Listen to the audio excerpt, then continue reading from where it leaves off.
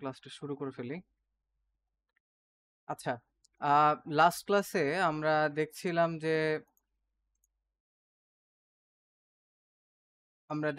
যে বেসিক্যালি এটাকে স্ট্রাকচার কিভাবে করা যায় এবং কিভাবে এটার অ্যান্সার করা যায়।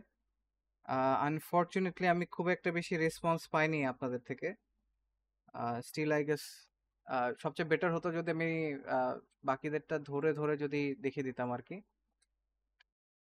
আর ঐন্দ্রিলা আপুরটা আমি দেখি, আমরা ওটা নিয়ে আলোচনা করব। বাট ওটার আগে কিছু জিনিস আসলে ক্লিয়ার করা আমি মনে করি বেশি দরকার। আচ্ছা, তো ফার্স্ট অফ অল একটা জিনিস যেটা মানে অনেকে ভাবে আর কি, যে আসলে আমরা স্ট্রাকচারটা কিভাবে করব, ইনফরমেশনটা কিভাবে লিখবো। সো আমরা লাস্ট দিন যেটা ডিসকাস করেছিলাম যে প্রথমটা হচ্ছে থিসিস বা ইন্ট্রোডাকশন প্যারাগ্রাফ বা যেটাই বলি না কেন, প্যারাগ্রাফ। তারপরে আমরা ওভারঅল কি কি আছে সেটা নিয়ে এসে আমরা চাইলে সেটার সাথে হাইয়েস্ট প্লাস লোয়েস্ট আর লাস্টলি হচ্ছে সিমিলার, এরকম একটা আমরা করতে পারি, বা এটাকেও চাইলে আর একটু ব্রেকডাউন করতে পারি। এখন এটা ছিল একটা স্ট্রাকচার। আর আরেকটা যেটা দিয়েছিলাম সেটা হচ্ছে যে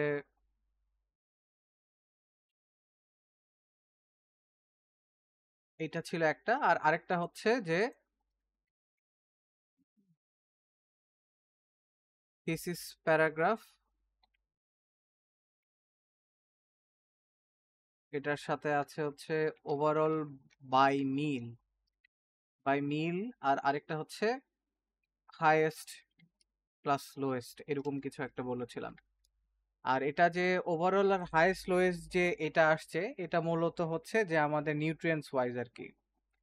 সো আমি জাস্ট একটু ছোট করে আপনাদের একটা ডেমো লিখে দেই। আই গেস সবচেয়ে বেস্ট হতো যদি আরো কয়েকজনেরটা আমরা গো থ্রু করে তারপরে আর কি বিষয়টা নিয়ে দেখতে পারতাম।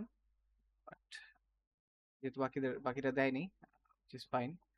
আচ্ছা, সো আমরা শুরুতেই যেটা করেছিলাম যে একটা প্যারাফ্রেজ করে একটা সেন্টেন্স লিখেছিলাম। সো এটাকে লেখা যেতে পারে যে, জি আপু। এক্সট্রিমলি সরি ভাই, আমি জয়েন হয়ে হ্যাঁ গিয়েছিলাম, হ্যাঁ, আমি একটু নিচে গিয়েছিলাম, এসে দেখি স্টার্ট হয়ে গেছে। আমি এর মধ্যে কিছু শুনি না, মানে কিছু কি ছিল, মানে ইম্পর্টেন্ট আচ্ছা কিছু? আচ্ছা, না না না, আমি জাস্ট লাস্ট ক্লাসেরটাই কিছু রিক্যাপ করছিলাম আর কি। এখন তারপরে আমি স্ট্রাকচার দুইটাকে আবার লিখেছি। এখন লিখে আমি আরো দুইটা স্ট্রাকচারের মতন আপনাদেরকে মানে দেখায় তারপরে আর কি একটা একটা লিখে দেখাবো আর কি, রাইট? এটারটা একটা লিখে দেখাবো আর কি। সো যেটা বলছিলাম আর কি, সো এইখানে যে জিনিসটা সেটা হচ্ছে যে আমরা ফার্স্ট একটা স্ট্রাকচার ছিল, এটা হচ্ছে থিসিস মানে ইন্ট্রোডাকশন প্যারাগ্রাফ, তারপরে ওভারঅল দিয়ে আমাদের নিউট্রিয়েন্টস এর কোনোটা হাইয়েস্ট কোনোটা লোয়েস্ট, হাইয়েস্ট লোয়েস্ট গুলো মেনশন করে পরের লাস্ট প্যারাগ্রাফ সিমিলার যেগুলো পার্সেন্টেজ সেগুলো আমরা উল্লেখ করতে পারি, বা যেগুলো সিমিলার ভ্যালু ছিল এটা আমরা উল্লেখ করতে পারি। এটা ছিল একটা একটা ফরম্যাট। আরেকটা ফরম্যাট হচ্ছে যে থিসিস প্যারাগ্রাফ ওভারঅল বাই মিল, যে মিল অনুযায়ী কোনটার কত বেশি, ঠিক আছে, ওভারঅল কেমন এটা, আর হাইয়েস্ট প্লাস লোয়েস্ট প্লাস আমরা যদি এর সাথে আরো কিছু দিই।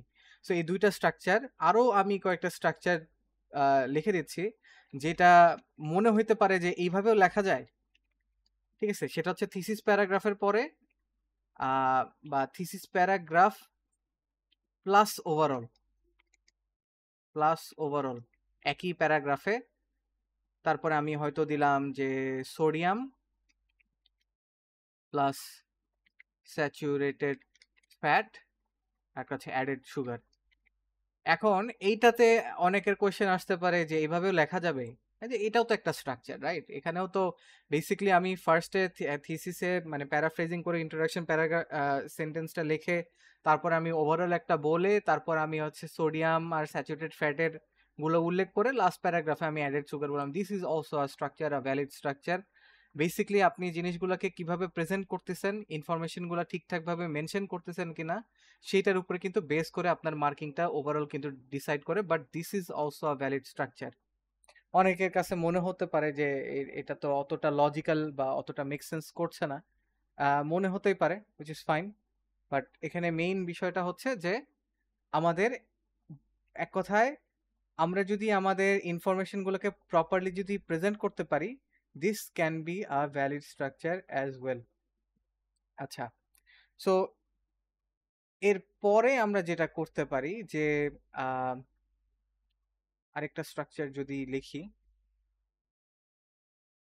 এটা হচ্ছে, লেটস সি, এটাকে আমরা থিসিস প্যারাগ্রাফ দিলাম, থিসিস বা ইন্ট্রো প্যারাগ্রাফ যেটাই বলি না কেন। তারপরে ওভারঅল দিয়ে তারপরে আমি দিলাম যে এইবার আমি ফর এক্সাম্পল তিনটাকে একসাথে করে দিলাম, যে সোডিয়াম, বা আমি আচ্ছা ওটা তো একবার করলামই। সো এবার হতে পারে যে basically breakfast plus lunch, dinner plus snack. দেখেন এই স্ট্রাকচারগুলা, আচ্ছা, আর এটার ক্ষেত্রে আই গেস থিসিস প্যারাগ্রাফের সাথে আমি চাইলে ওভারঅলটা একসাথে লিখে দিতে পারবো, উইচ ইজ ফাইন। সো দেখেন এখানে কিন্তু আমি মোটামুটি 4টা স্ট্রাকচার আপনাদেরকে দিচ্ছি, এবং 4টাই ভ্যালিড স্ট্রাকচার।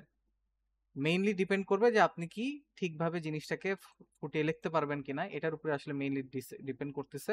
বাট 4টাই কিন্তু ভ্যালিড স্ট্রাকচার।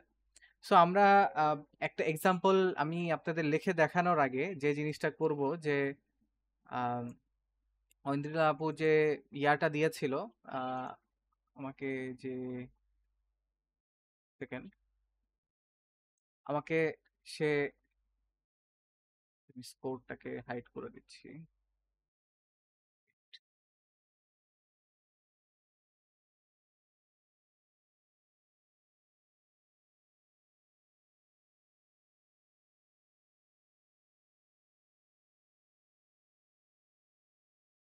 ওকে, সো এটা হচ্ছে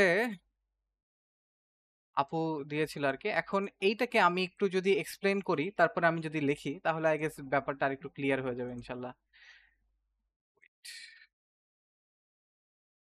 দেখা যাচ্ছে?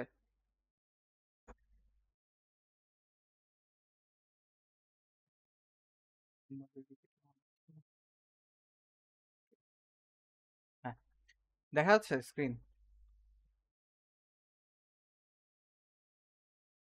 জি ভাইয়া। আমাদের, ওকে, আমাদের জাস্ট একটু যাতে ইজিয়ার হয় এই জন্য আমরা একটু জাস্ট স্ট্রাকচার টাকে, কোশ্চেনটাকে একটু নিয়ে আসতেছি পুরে।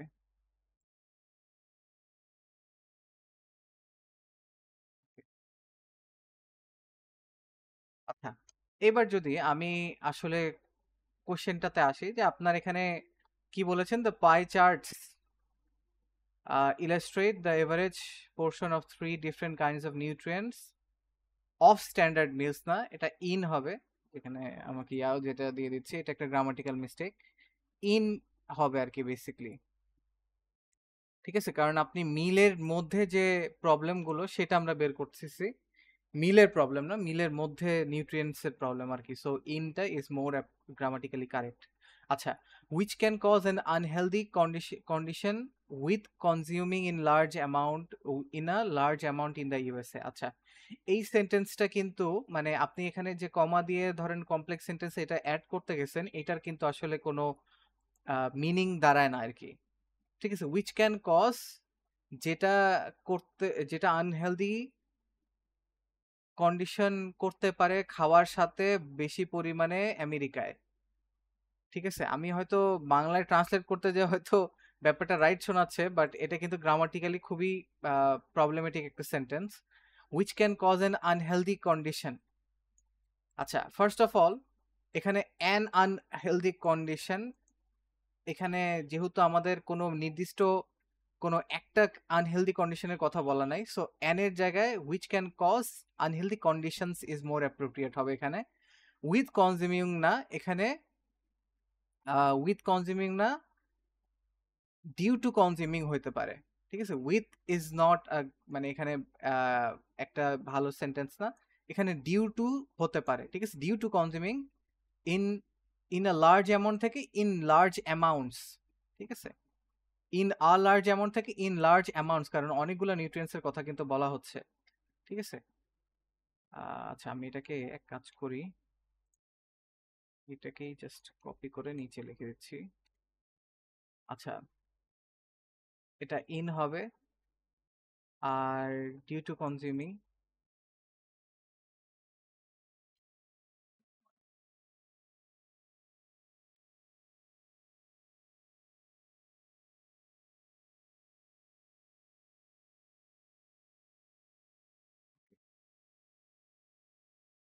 condition due to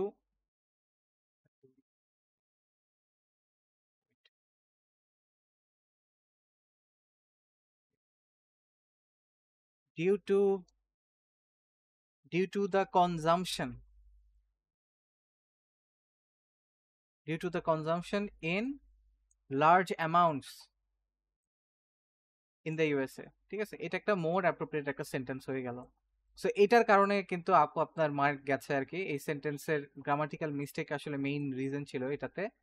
আর এটা যে পার্সেন্টেজে দেওয়া আছে এটা আপনি উল্লেখ করতে পারতেন, which is not necessary, but যেহেতু আপনি আলাদা করে পোর্শন লিখছেন, ঠিক আছে, যেহেতু আপনি এখানে আলাদা করে পোর্শন লিখছেন, এখানে কিন্তু ক্লিয়ার না আসলে ডাটাটা আসলে কিসে দেওয়া। আপনি যদি এভারেজ পার্সেন্টেজ লিখতেন তাহলে কিন্তু এখানে কোনো প্রবলেম হতো না, বাট যেহেতু আপনি এখানে পোর্শন ওয়ার্ডটা ইউজ করেছেন, সো আপনাকে ডাটাটা আসলে কিভাবে পোর্শনে দেওয়া, ফ্র্যাকশনে দেওয়া আর পার্সেন্টেজে দেওয়া, এই জিনিসটা আপনার উল্লেখ করা উচিত ছিল। ওকে, নেক্সট আমরা যদি চলে যাই, যে overall it is clear from the data that sodium and saturated fat were consumed highly in dinner time, where added sugar was eaten most in snacks time। was eaten ইটেনের পরে মোস্ট না দিয়ে এটা mostly হবে। আপনি এখানে দেখেন consumed এর পরে কিন্তু হাইলি দিয়েছেন, রাইট? সো এখানে ইটেনের পরে mostly is more appropriate. In snacks time, আচ্ছা ইন স্ন্যাক্স টাইম বলতে আসলে কিছু হয় না, ডিউরিং স্ন্যাক্স টাইম হলে একটু বেটার হয় আর কি।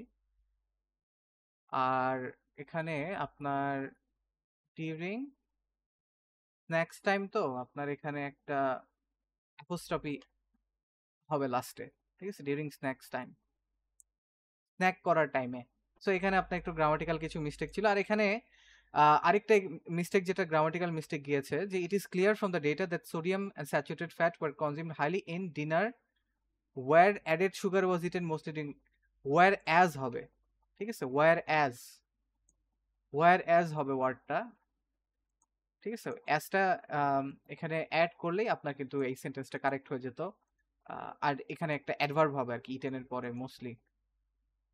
It can effect the good health of the poor people, but এই যে আপনি এই কোশ্চেনটা লিখছেন, মানে এই যে এই লাইনটা লিখছেন, এটা কিন্তু it has nothing to do with information from the চার্টসের মধ্যে এটা নিয়ে কোনো ইনফরমেশন নাই। এবং এটা আপনি কিছুটা মানে এমনি আমরা প্যারাফ্রেজিং এর টাইমে কিছু জিনিস হয়তো লিখতে পারি, বাট ডাটা আপনি যখন ইনফরমেশনটাকে লিখতেছেন প্রপারলি, ঠিক আছে, তখন কিন্তু এই যে এটার কিন্তু কোনো জায়গা নাই, এই সেন্টেন্সটা কিন্তু কোথাও উল্লেখ নাই, বা আলাদাভাবে কিন্তু কোথাও এটা ইনফারও করা নাই, মানে আলাদা করে এটা নিয়ে কিন্তু কোনো মেনশন নাই, এটা নিয়ে কোনো ইঙ্গিত করা নাই কিন্তু। সো এই সেন্টেন্সটা কিন্তু আপনার এক্সট্রা সেন্টেন্স চলে আসছে, রাইট?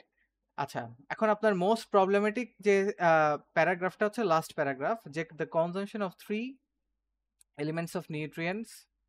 আচ্ছা, এলিমেন্টস অফ নিউট্রিয়েন্টস আসলে অ্যাপ্রোপ্রিয়েট না, কারণ অলরেডি নিউট্রিয়েন্টই একটা এলিমেন্ট। সো নিউট্রিয়েন্টসের এলিমেন্টস ব্যাপারটা আসলে নট গ্রামাটিক্যালি অ্যাকুরেট। আচ্ছা, had a slide variation in lunch time which was not less than 29%। এইটা আপনার একটা মেজর ভুল ছিল। সেটা হচ্ছে, ধরেন আপনার এখানে কিন্তু দেখেন which was the combination of 3 elements of nutrient had a slight variation in lunch time which was not less than, আপনি বলতেছেন যে লাঞ্চ টাইমে 29%-এর নিচে একটাও ছিল না, বাট রিয়ালিটি হচ্ছে, দেখে চার্ট একটু খেয়াল করেন, যেখানে 29%-এর নিচে 29% আছে, 26% আছে, 19% আছে। সো আপনি কিন্তু এটাকে এখানে একটা রং সেন্টেন্স লিখছেন, রং ইনফরমেশন লিখছেন, এবং এইটার কারণেই কিন্তু আপনার ম্যাক্সিমাম মার্ক চলে গেছে, ঠিক আছে। এই রং ইনফরমেশন দেওয়াটা ইজ আ মেজর প্রবলেম, যে আপনি কখনোই ভুল ইনফরমেশন দিবেন না। আপনার কাছে যদি আপনার ধরেন কোনো সেন্টেন্সে আপনার কোনো ওয়ার্ডিং লিখতে আপনি ধরুন ভুল করতেছেন, হুইচ ইজ ফাইন, আপনি ভুল করতেই পারেন লিখতে, বাট আপনি যেন এইটার কারণে আপনি যেন মানে আপনি ঘুরায় পেঁচায় লিখতে যায় যেন ভুলটা লিখে না আসেন, ঠিক আছে? এটার কারণে কিন্তু আপনার একটা বড় পরিমাণে মার্ক চলে যাবে ঠিক এই ভুলগুলার কারণেই আর কি। সো এগুলাতে একটু হুঁশিয়ার থাকতে হবে। আচ্ছা, পরে আসি ওয়্যার। আচ্ছা, আরেকটা জিনিস যেটা মেজর প্রবলেম, এটা সবাইকে আমি বলবো এটা একটু নোট করে রাখতে। যদি আপনারা মানে এই যে আমি ক্লাসে যেগুলো বলতেছি শুধু শুনে গেলে তো মানে আপনার খুব একটা বেশি উপকার হবে না। আপনি না নিজে যদি আহ মানে আপনি নিজে যদি ট্রাই না করেন আর কি। ওয়েট, স্ক্রিন শেয়ার হয়েছিল।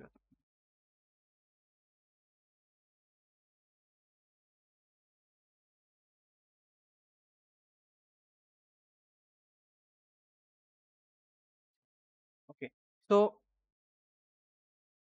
এখানে যেটা বলতেছিলাম আরকি যে, এখানে মানে আমরা ঘুরায় পেঁচায় লিখতে লিখতে যেয়ে আমরা যেন ভুল ইনফরমেশনটা না লিখে আসি। ঠিক আছে? আর আরেকটা জিনিস যেটা সবারই আসলে নোট করে রাখা উচিত যে, আমরা কখনোই কোনো সেন্টেন্স এই ভুল কখনোই করা যাবে না যে, রাইটিং টাস্ক 1 এ হোক বা 2 তে হোক কখনোই আমরা কোনো সেন্টেন্স কোনো কোয়েশ্চেন কোয়েশ্চেন দিয়ে শুরু করব না। ঠিক আছে? কোনো কোয়েশ্চেন ওয়ার্ড যেগুলো ওয়ার্ড দ্বারা সাধারণত আমরা কোয়েশ্চেন বোঝাই where, how, when এই টাইপ অফ এই টাইপ অফ মানে ওয়ার্ড দিয়ে আমরা কখনোই সেন্টেন্স শুরু করব না, কারণ এই টাইপ অফ ওয়ার্ড দিয়েই কিন্তু ম্যাক্সিমাম মানুষ ভুল করে, যেমনটা এখানে হয়েছে আর কি, grammatical mistake. What the people of the USA ate all types in moderate percentage at breakfast which did not exist 16%। এটার কোনো মেক সেন্স করে না ফার্স্ট অফ অল। আর গ্রামাটিক্যাল মিস্টেক্স তো অবশ্যই আছেই। ঠিক আছে? তো এভাবে এই জন্য এখানে মার্ক গেছে। Furthermore in the snacks period sodium was taken 14%। ঠিক আছে? ফার্দার মোরের ইন দ্য স্ন্যাক্স পিরিয়ড, আচ্ছা, এই স্ট্রাকচারটা গ্রামাটিক্যালি ভুল। ঠিক আছে? প্রথমত ফার্দার মোর হবে না। ঠিক আছে? কারণ আমি যখন এখানে ব্রেকফাস্টের কথা বলতেছিলাম, ফার্দার মোর ওয়ার্ডটা কখন ইউজ হয়? আমি আপনাদেরকে একটু কুইজ করে দেখি, একটু অ্যান্সার দেন। ফার্দার মোর ওয়ার্ডটা কখন ইউজ হয়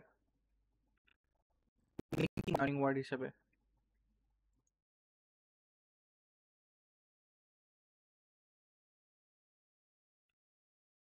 কেউ কি জানেন ফার্দার মোর ওয়ার্ডটা কখন ইউজ হয়?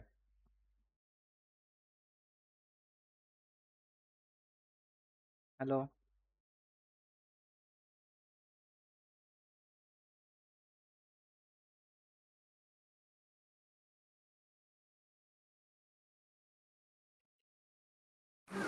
হ্যাঁ, কোনো কিছু অ্যাডিশনালি অ্যাড করতে furthermore. Right, exactly, exactly.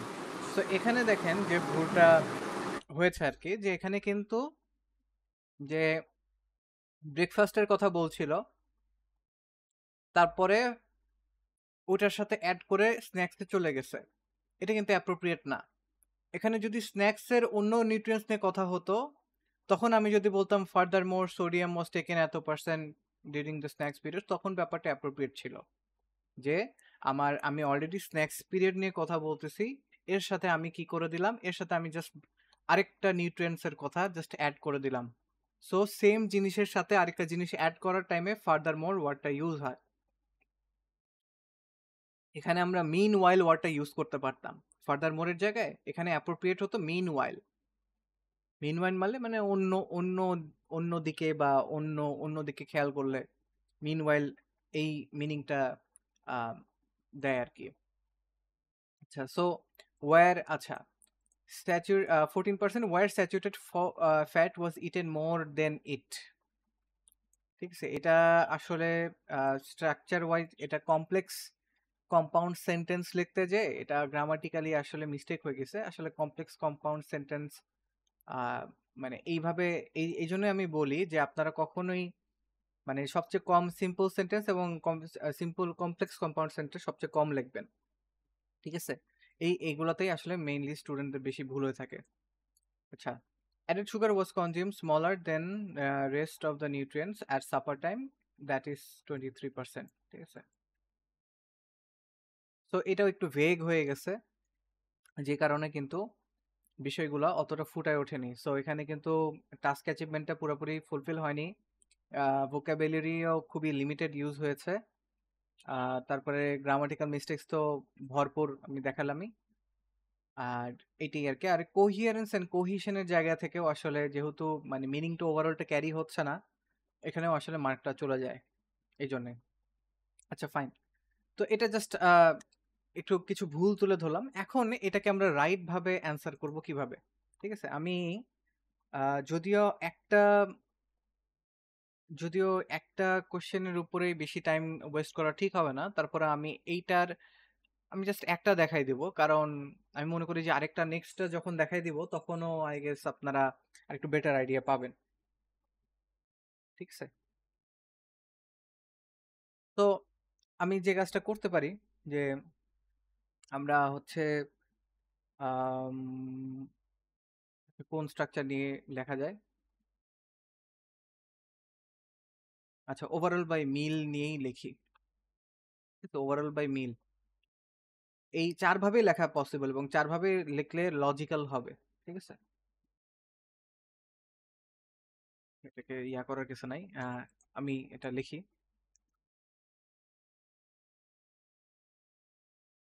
উপরেই লিখি। আচ্ছা, আমি এখানে আপনাদের একটা স্যাম্পল লিখে দিচ্ছি, এখানে জাস্ট আই গেস এটাকে নিয়ে আসি। ওকে ফাইন, এখন আমি আগে আমাদের থিসিস সেন্টেন্সে আসি। সো আমাদের এখানে কি ছিল, যে the chart below show the average এত এত। ওকে, সো এটাকে আমরা লিখতে পারি যে the 3 pi charts illustrate the average percentages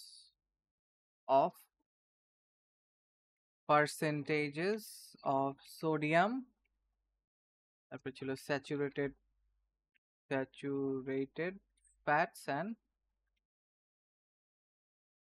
and added sugar in typical meals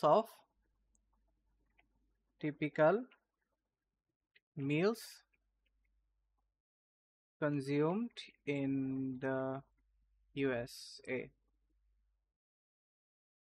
হ্যাঁ, সো এটা একটা কিন্তু হয়ে গেছে যে the chart below shows average person typical meals, আচ্ছা all of which may be unhealthy if eaten too much। আচ্ছা, এটাকে একটু প্যারাফ্রেজ করে লিখি, that can contribute to unhealthy, আচ্ছা দেন হয়ে গেছে দ্যাট হবে, এটা that can contribute to unhealthy conditions if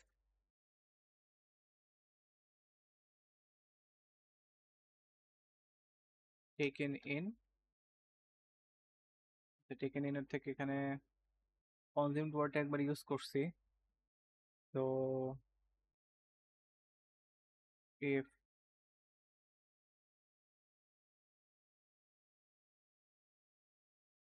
eaten too much টা ইউজ করা যাবে, if eaten in large quantities। ঠিক আছে, দেখেন, সো এটা প্যারাফ্রেজ করে লিখলাম যে the 3 charts illustrate the average percentage of sodium, saturated fats and added sugar in typical meals consumed in the USA that can contribute to unhealthy conditions if eaten in large quantities। ঠিক আছে, এটাকে কিন্তু অনেকটাই বলা যায় যে paraphrase করে লিখলাম। আর যে জিনিসটা করলাম যে দেখেন, নিউট্রিয়েন্টস আলাদা করে লেখার থেকে আমি কিন্তু আপনাদের কাছে ডিরেক্ট কিন্তু বলে দিলাম যে এই মানে নিউট্রিয়েন্টস গুলোই কি কি, সেটাই কিন্তু বলে দিলাম। আচ্ছা, এবার আসি আমাদের স্ট্রাকচার কোনটা, ওভারঅল বাই মিল। এখন ওভারঅল বাই মিল বলতে আমরা কি বোঝাচ্ছি? সো আমরা ডিরেক্ট ওভারঅল ওয়ার্ডটাকে ইউজ করতে পারি। ঠিক আছে, আমরা মানে এক কথায় ব্রেকফাস্ট, ডিনার, লাঞ্চ এইগুলাকে ওভারঅল ভাবে বলবো আর কি। ঠিক আছে, সো এটাকে অনেকভাবে লেখা যায়। আমরা নর্মালি হয়তো ওভারঅল লিখে দেই বা হয়তো while examining the charts আরো অনেকভাবে লেখা যায়। আচ্ছা, ওভারঅল লিখলাম যে ওভারঅল আমরা শুরু করি হচ্ছে দিয়ে ব্রেকফাস্ট দিয়ে। ব্রেকফাস্টে কি আছে? 14%, 21% আর 42%। সো আমরা এখানে লিখতে পারি overall the percentage of the nutrients, sodium, saturated fats, and added sugar is a significantly lower percentage.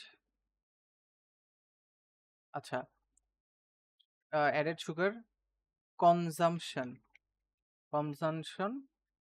is significantly lower in percentage during breakfast except for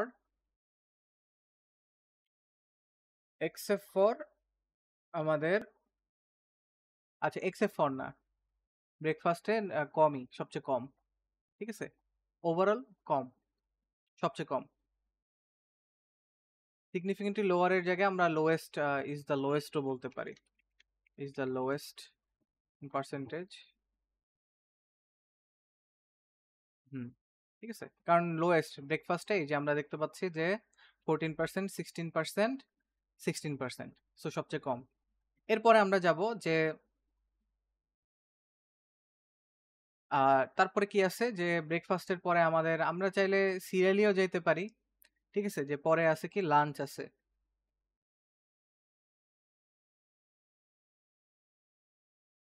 ঠিক আছে, আমি এখানে চাইলে ওয়াইল ওয়ার্ডটা ইউজ করতে পারতাম, বাট ওয়াইল ওয়ার্ডটা ইউজ করতেছি না, কারণ এটা আপনাদের, কারণ ওয়াইল শব্দটা আসলে কোশ্চেন হিসাবে ইউজ করা যেতে পারে।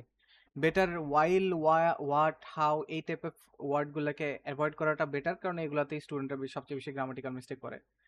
In the mean time, the percentage intake of the three nutrients is at a, এখানে কত আমাদের লাঞ্চে 29%, 26%, 19%, is at a medium range starting from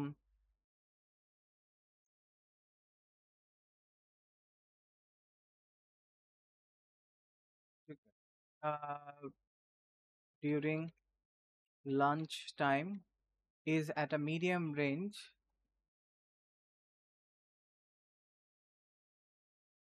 starting from 19%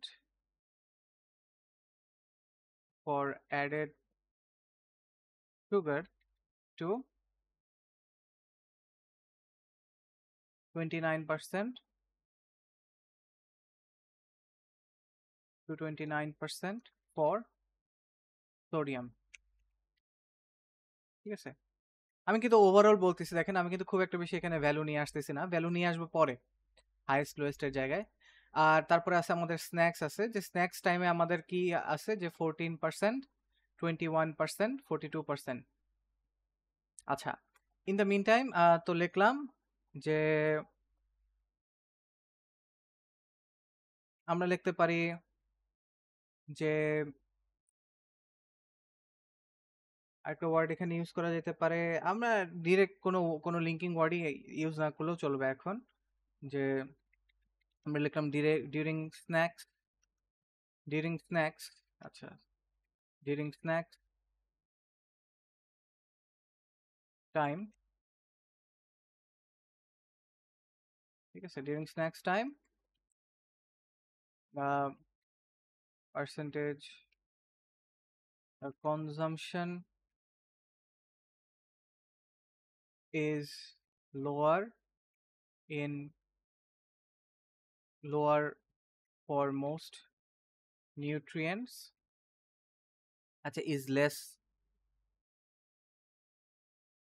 lesser for most nutrients except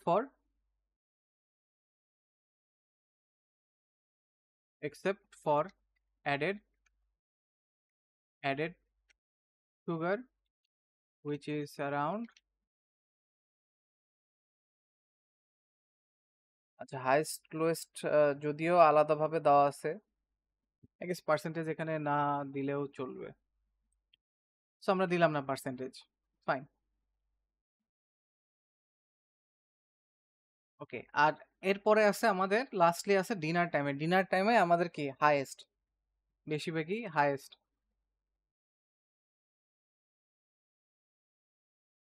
Lastly,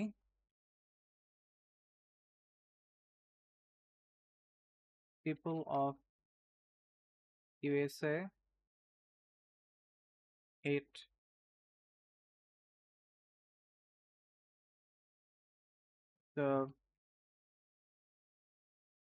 significant percentage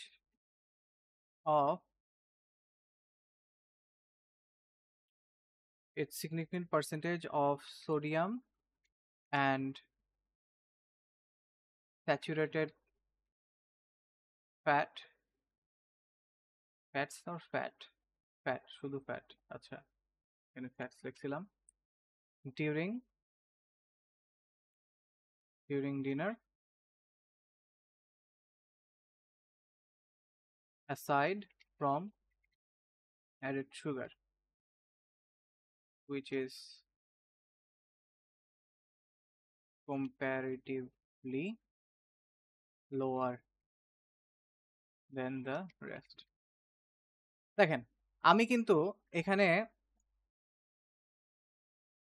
আচ্ছা দিল আর একটু better হতো, আচ্ছা যাই হোক। সো এখানে দেখেন আমি যে কাজটা করছি, প্রথমে থিসিস বা সেন্টেন্সটা নিয়ে আসছি, ওভারঅল বাই মিল বলতে প্রত্যেকটা মিলে আমার ওভারঅলটা কি, যেমন আমি প্রথমে বলতেছি যে ওভারঅল হচ্ছে আমার প্রথমে ব্রেকফাস্টে কম, ঠিক আছে, পার্সেন্টেজ সবচেয়ে কম ওভারঅল। তারপরে কি বলতেছি, in the mean time the percentage intake of the 3 nutrients during lunch time is at a medium range starting from এত টু এত। সো আমি বলতেছি যে মানে আমার লাঞ্চ টাইমে এসে একটা মিডিয়াম রেঞ্জে আছে 19% থেকে 29%, ঠিক আছে, এর মাঝামাঝি আছে। এবং তারপর আমি বলতেছি যে during snacks time the consumption is lesser for most nutrients, যে স্ন্যাক টাইমে বেশিরভাগ নিউট্রিয়েন্টসের ক্ষেত্রেই কি যে মানে কনজাম্পশনটা কম, শুধুমাত্র অ্যাডেড সুগারের বাদে, শুধু অ্যাডেড সুগার বাদে, মানে অ্যাডেড সুগারটা বেশি বোঝাচ্ছি আমি, ঠিক আছে। Lastly people of USA eight, আচ্ছা আরটা দিয়ে দিই, আর সিগনিফ অফ দা হবে, আচ্ছা, the USA at a significant percentage of sodium and saturated fat during dinner aside from added sugar. দেখেন আমি কিন্তু এখানে খুব একটা পার্সেন্টেজ নিয়ে আসিনি, বাট আমি কিন্তু ওভারঅল এতটুকু, এই 2 প্যারাগ্রাফ যদি কেউ পড়ে সে কিন্তু ওভারঅল যে সামারাইজ দ্য ইনফরমেশন, এটারটা কিন্তু সে পেয়ে যাচ্ছে অলরেডি, তাই না? সামারাইজ দ্য ইনফরমেশন এবং রিপোর্টিং দ্য মেইন ফিচার কিন্তু মোটামুটি, এবং মেক কম্পারেন্স ওয়ার রেলিভেন্ট, এটাও কিন্তু আমরা মোটামুটি করে ফেলছি। হ্যাঁ, রিপোর্টিং দ্য মেইন ফিচার্সে আমাদের একটু কমতি রয়ে গেছে, যেটা আমরা হাইয়েস্ট এবং লোয়েস্ট এসে ফুলফিল করে দিব। তো এখন আমরা বলতে পারি যে এটাকে এখন আমরা যেভাবে লিখতে পারি যে হচ্ছে যে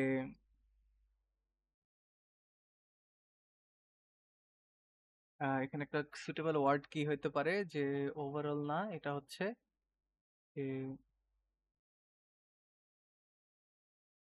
আমরা এখন যে কাজটা করতে পারি যে ফর ইনস্ট্যান্স অ্যাডেড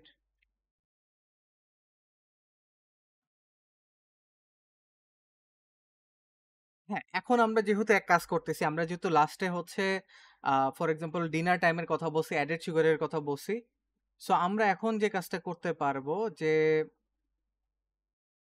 আমরা এখন এইটার সাথে ফার্দার আচ্ছা অ্যাডেড সুগারের কথা তো বলছি।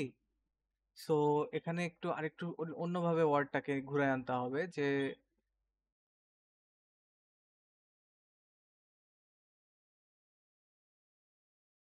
Two elaborate, to elaborate added sugar was the highest consumed during dinner at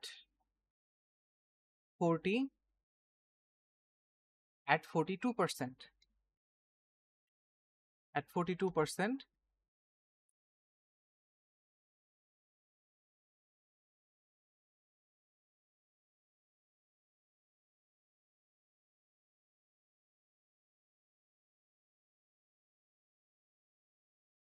আচ্ছা সরি এখানে আমি একটা জিনিস ভুল লিখছি স্ন্যাক্সে। আচ্ছা এখানে একটা জিনিস আমি ভুল করে ফেলছি, আপনারা বোধহয় খেয়ালও করেননি।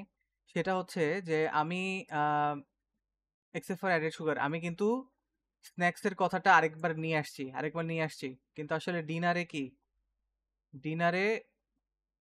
আচ্ছা না আমি ঠিকই লিখছি, বলতে ভুল করছি। আচ্ছা মানে এখানে ঠিকই আছে যে হচ্ছে সোডিয়াম এবং স্যাচুরেট ফ্যাটটা বেশি, সিগনিফিকেন্ট পার্সেন্টেজ বেশি, ঠিক আছে, আর অ্যাডেড সুগারটা কি কম। সো এখানে আমরা যেটা বলতে পারি যে to elaborate added sugar was highest consumed.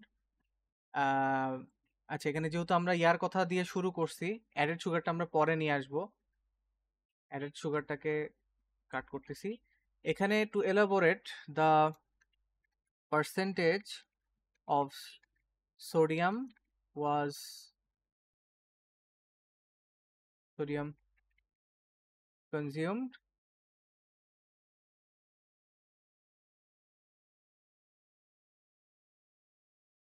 আচ্ছা ইজ হচ্ছে 43%, ওয়াজ না, ইজ 43% and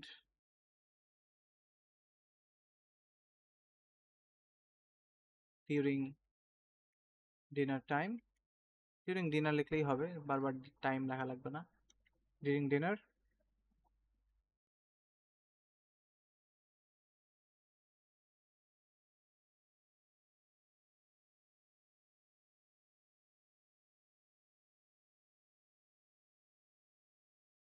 এটাকে একসাথেই করে দিই যেহেতু দুইটার ক্ষেত্রে বেশি। Saturated fat consumed is 43% and 37% during এখানে আমরা করতে পারি the highest percentage sodium is 43 during dinner time লিখে দিলাম বা পিরিয়ড লিখলেও হবে, period. Okay. On the contrary, the largest intake of added sugar is 42% during snacks period.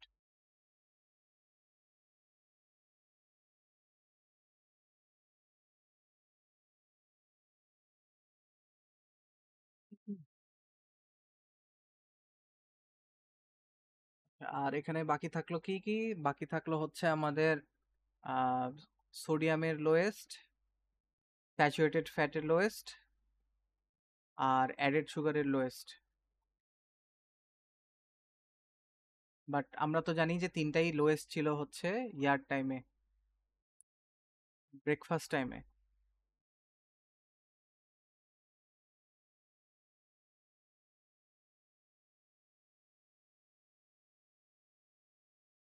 তো এখানে আমরা বলতে পারি যে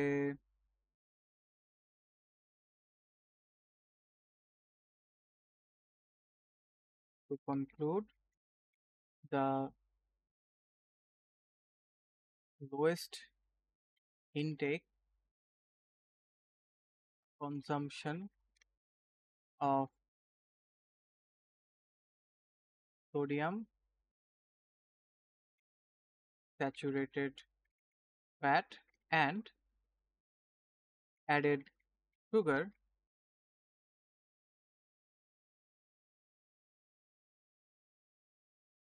was during the time of breakfast at কত ছিল 14%, 16%, 16%, 14%, 16%, and 16% respectively.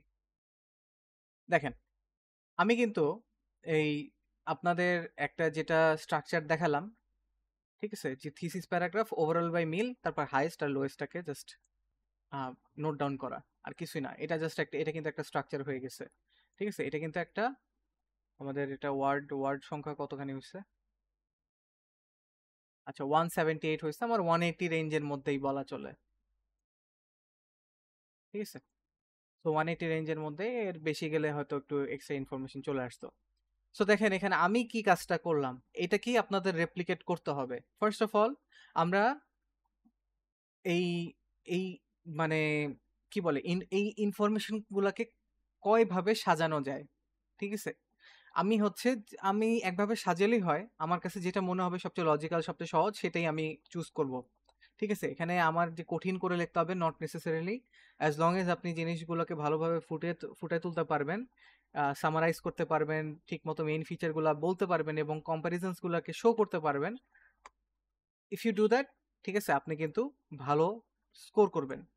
ফর এক্সাম্পল আমি যদি বলি যে এই লেখাটা যেটা লেখা হয়েছে, এটাকে যদি মার্কিং করা হয়, কিছু কিছু মানে গ্রামাটিক্যাল এরর তো এখানে হয়নি, বাট ধরেন কিছু কিছু সেন্টেন্সের ইউজ বা কিছু কিছু ধরেন ভোক্যাবুলারির আরো বেটার ইউজ হইতে পারতো, বা এইটাকে যদি কোনো মানে যদি কোনো এক্সামিনার মার্কিং করে, সে এখানে কিন্তু 8, মিনিমাম 7.5 দিবে, ঠিক আছে। 8 দিলে আমি বলবো যে 8 দিলে হয়তো বা ঠিক হবে, ঠিক আছে। এখন হয়তো বেটার ভোক্যাবুলারি আর একটু বেটার সেন্টেন্স স্ট্রাকচার করতে পারলে হয়তো মানে মার্কিংটা আরেকটু বেটার হতে পারে। বাট দেখেন এখানে যে জিনিসটা করছি সেটা হচ্ছে যে আমরা প্রথমে যে স্ট্রাকচারটা নিব সেটা অনুযায়ী কিন্তু ইনফরমেশন রিকলে সিরিয়ালি কিন্তু আমরা লজিক্যালি ব্রেকডাউন করে ফেলবো। তো দেখেন প্রথমেই কিন্তু আমি প্যারাফ্রেজিং করে জিনিসটাকে লিখে দিছি, রাইট। তারপরে কি করলাম যে ওভারঅল প্রত্যেক বেলায় ওভারঅল কি ছিল, ওভারঅল মানে কি, ওভারঅল মানে হচ্ছে যে এভারেজ করলে বা পুরোপুরি বললে, যেমন প্রথমেই আমি চলে গেছি ব্রেকফাস্টে ওভারঅল কিন্তু লোয়েস্ট, আমি কোনো পার্সেন্টেজ এখানে কিন্তু উল্লেখ করিনি, যে ওভারঅল লোয়েস্ট হচ্ছে ব্রেকফাস্টে সবার জন্যই লোয়েস্ট। তারপরে গেলাম হচ্ছে লাঞ্চে যে বললাম যে একটা মিডিয়াম রেঞ্জের মধ্যে আছে, সেটা কি 19% থেকে 29%-এর মধ্যে, ঠিক আছে। এবং উল্লেখ করছি যে কোনটা যে 19% অ্যাডেড সুগার এবং 29% সোডিয়াম, রাইট। সো তারপরে গেলাম কি স্ন্যাক্সে যে কি বললাম, স্ন্যাক্সে যে বললাম যে ওভারঅল কম, মানে ওভারঅল হচ্ছে কমের দিকেই, বাট ইয়াটা হচ্ছে ডিনার টাইমটা হচ্ছে একটা exception, right. Sorry, dinner time না, অ্যাডেড সুগারটা হচ্ছে একটা এক্সেপশন, ঠিক আছে। এবং লাস্টলি ডিনারে বললাম যে ওভারঅল হাইয়েস্ট, বাট ইয়াতে যে একটু লো, অ্যাডেড সুগারে যে একটু লো। সো দেখেন আমি তারপরে এটা আমি বললাম ওভারঅল করার পরে আমি কি হাইয়েস্ট এবং লোয়েস্টে চলে গেছি, হাইয়েস্ট প্লাস লোয়েস্ট। সো কোনগুলো হাইয়েস্ট পার্সেন্টেজ ছিল সেটাকে বললাম, ঠিক আছে, কোনটার কোন টাইমে হাইয়েস্ট পার্সেন্টেজ ছিল, ঠিক আছে। তারপরে কোনটার লোয়েস্ট ছিল কোন টাইমে সেটাকে জাস্ট মেনশন করে কিন্তু আমি জিনিসটাকে শেষ করে দিছি। So this is a proper structure যেটা আপনার রাইটিং টাস্ক 1-এ আপনারা ফলো করতে পারবেন। সো আমি এজন্যই বলি যে আপনারা যদি স্ট্রাকচারটাকে ঠিক মতন ধরতে পারেন, ঠিক আছে, ইনফরমেশনটাকে আপনি কিভাবে সাজায় লিখবেন সেটা যদি আপনি লিখতে পারেন, আপনার অটোমেটিক কিন্তু আপনার স্কোর কিন্তু অলরেডি 6 আপনি ছুঁয়ে ফেলছেন, আপনার অলরেডি স্কোরটা কিন্তু 6 হয়ে গেছে আপনি যদি এই কাজটা পারেন। তারপরে আপনি যত ভালো ভোকাবুলারি ইউজ করবেন, আপনি যত সেন্টেন্স স্ট্রাকচার গ্রামাটিক্যালি যত ভালো রাখবেন, এইটার উপর বেস করে 6 থেকে 6.5, 7, 7.5, 8, 8.5, এমনকি 9ও হয়ে যেতে পারে, ঠিক আছে? সো এই যে জিনিসটা আমি দেখালাম, আপনারা মানে আগের এক্সাম্পলটা তো দেখলেন, ঠিক আছে, রাইট? এবং এই এক্সাম্পল দেখলেন, ঠিক আছে? আমি এটার লিঙ্কটা দিয়ে দিচ্ছি, নিজেরা একটু কম্পেয়ার করে দেখবেন যাতে আরেকটু বেটার ভাবে বুঝতে পারেন বিষয়গুলো। কোনো কোশ্চেন থাকলে অবশ্যই হ্যান্ড রেজ করবেন বা কোশ্চেন করবেন। আমি আসলে এই কোশ্চেনে যেহেতু অলরেডি লাস্ট দিন দেখিয়েছিলাম, সেই জন্য এইটাতে আমি আর বেশি টাইম দিব না, একটা নেক্সট কোশ্চেনে চলে যাবো এবং সেখানে আমরা স্ট্রাকচারগুলো পড়ে আরেকটু বেটার ভাবে দেখব, ঠিক আছে? আমি তারপরেও এটার লিঙ্কটা দিয়ে দিচ্ছি, এই আপনারা দেখে নিতে পারবেন। ওকে, সো এইবার আসি আমাদের নেক্সট যে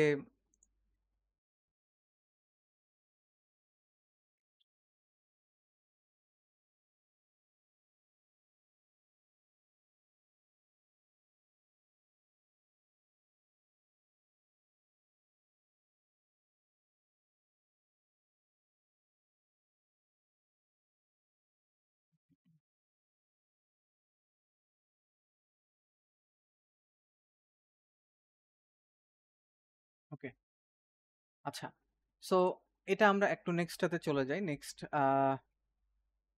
আমি মনে করি যে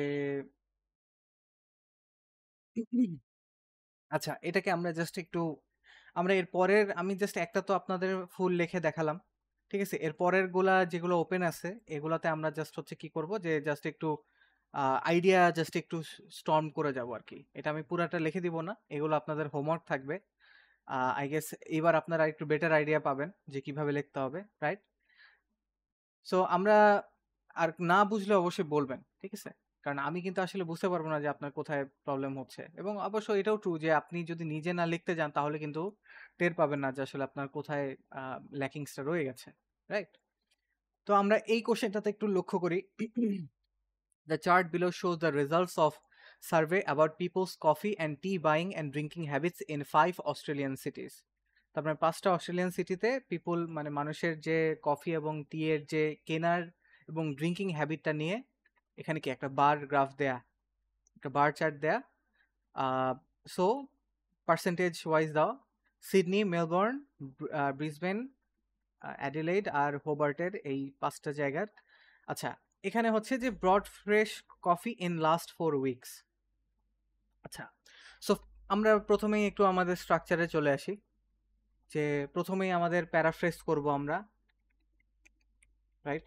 প্যারাফ্রেজ করব, thesis, paragraph, paragraph.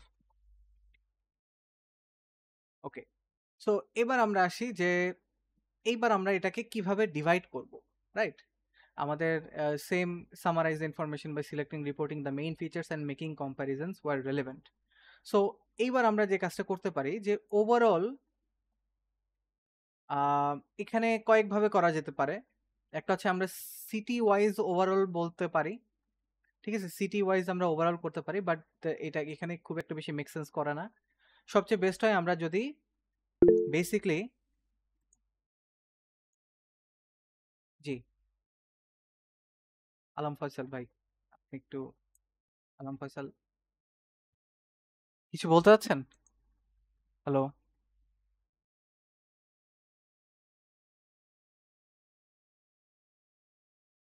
Hello, hand rise করেছেন তো, কিছু বললে বলতে পারেন। কি মেসেজ, মেসেজে তো কিছু নাই।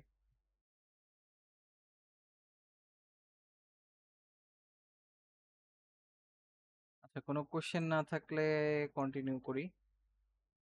আচ্ছা, সো এটাকে আমরা চাইলে কিন্তু 5টা সিটি ওয়াইজ কিন্তু ভাগ করতে পারি, বাট এখানে আসলে সবচেয়ে লজিক্যাল অ্যাপ্রোচ হচ্ছে, যেহেতু আমার এখানে কম্প্যারিজনের বিষয়টা চলে আসে, ঠিক আছে, সবচেয়ে বেস্ট হয় আমি যদি এই 3টা ভাগে যদি আমি ডিভাইড করি, ঠিক আছে, যে bought coffee, fresh coffee last 4 উইকসে, রাইট? ফ্রেশ কফি, এটা মানে ওভারঅল যে আমি কথা বলবো, ওভারঅল অ্যাবাউট ফ্রেশ কফি, তারপরে হচ্ছে ইনস্ট্যান্ট কফি প্লাস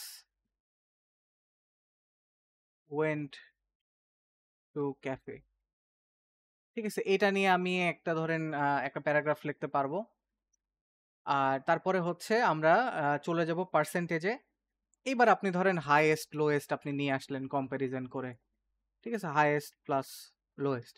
দেখেন আমরা আগের যে স্ট্রাকচারটা ফলো করছি এই কোশ্চেনের ক্ষেত্রেও কিন্তু বেসিক্যালি সেম ফরম্যাটটা কিন্তু ফলো করা কিন্তু পসিবল, রাইট? দেখেন, এবং আমি বলবো যে পাই চার্টটার থেকে এই চার্টটা আর একটু ইজিয়ার টু আন্ডারস্ট্যান্ড, রাইট? কারণ এখানে বার চার্টে যেহেতু আমরা অলরেডি দেখতে পাচ্ছি যে কোনটার কত পার্সেন্ট কিভাবে আছে, এবং মানে 5টা সিটিতে সিটি ওয়াইজ, রাইট? সো আমরা যখন ওভারঅল হিসাবে কথা বলবো, ওভারঅল হিসাবে কিন্তু 5টা সিটিতে ফ্রেশ কফির অবস্থা, ইনস্ট্যান্ট কফির অবস্থা, রাইট, এগুলাকে কিন্তু আমরা ওভারঅল ভাবে অ্যান্সার করব।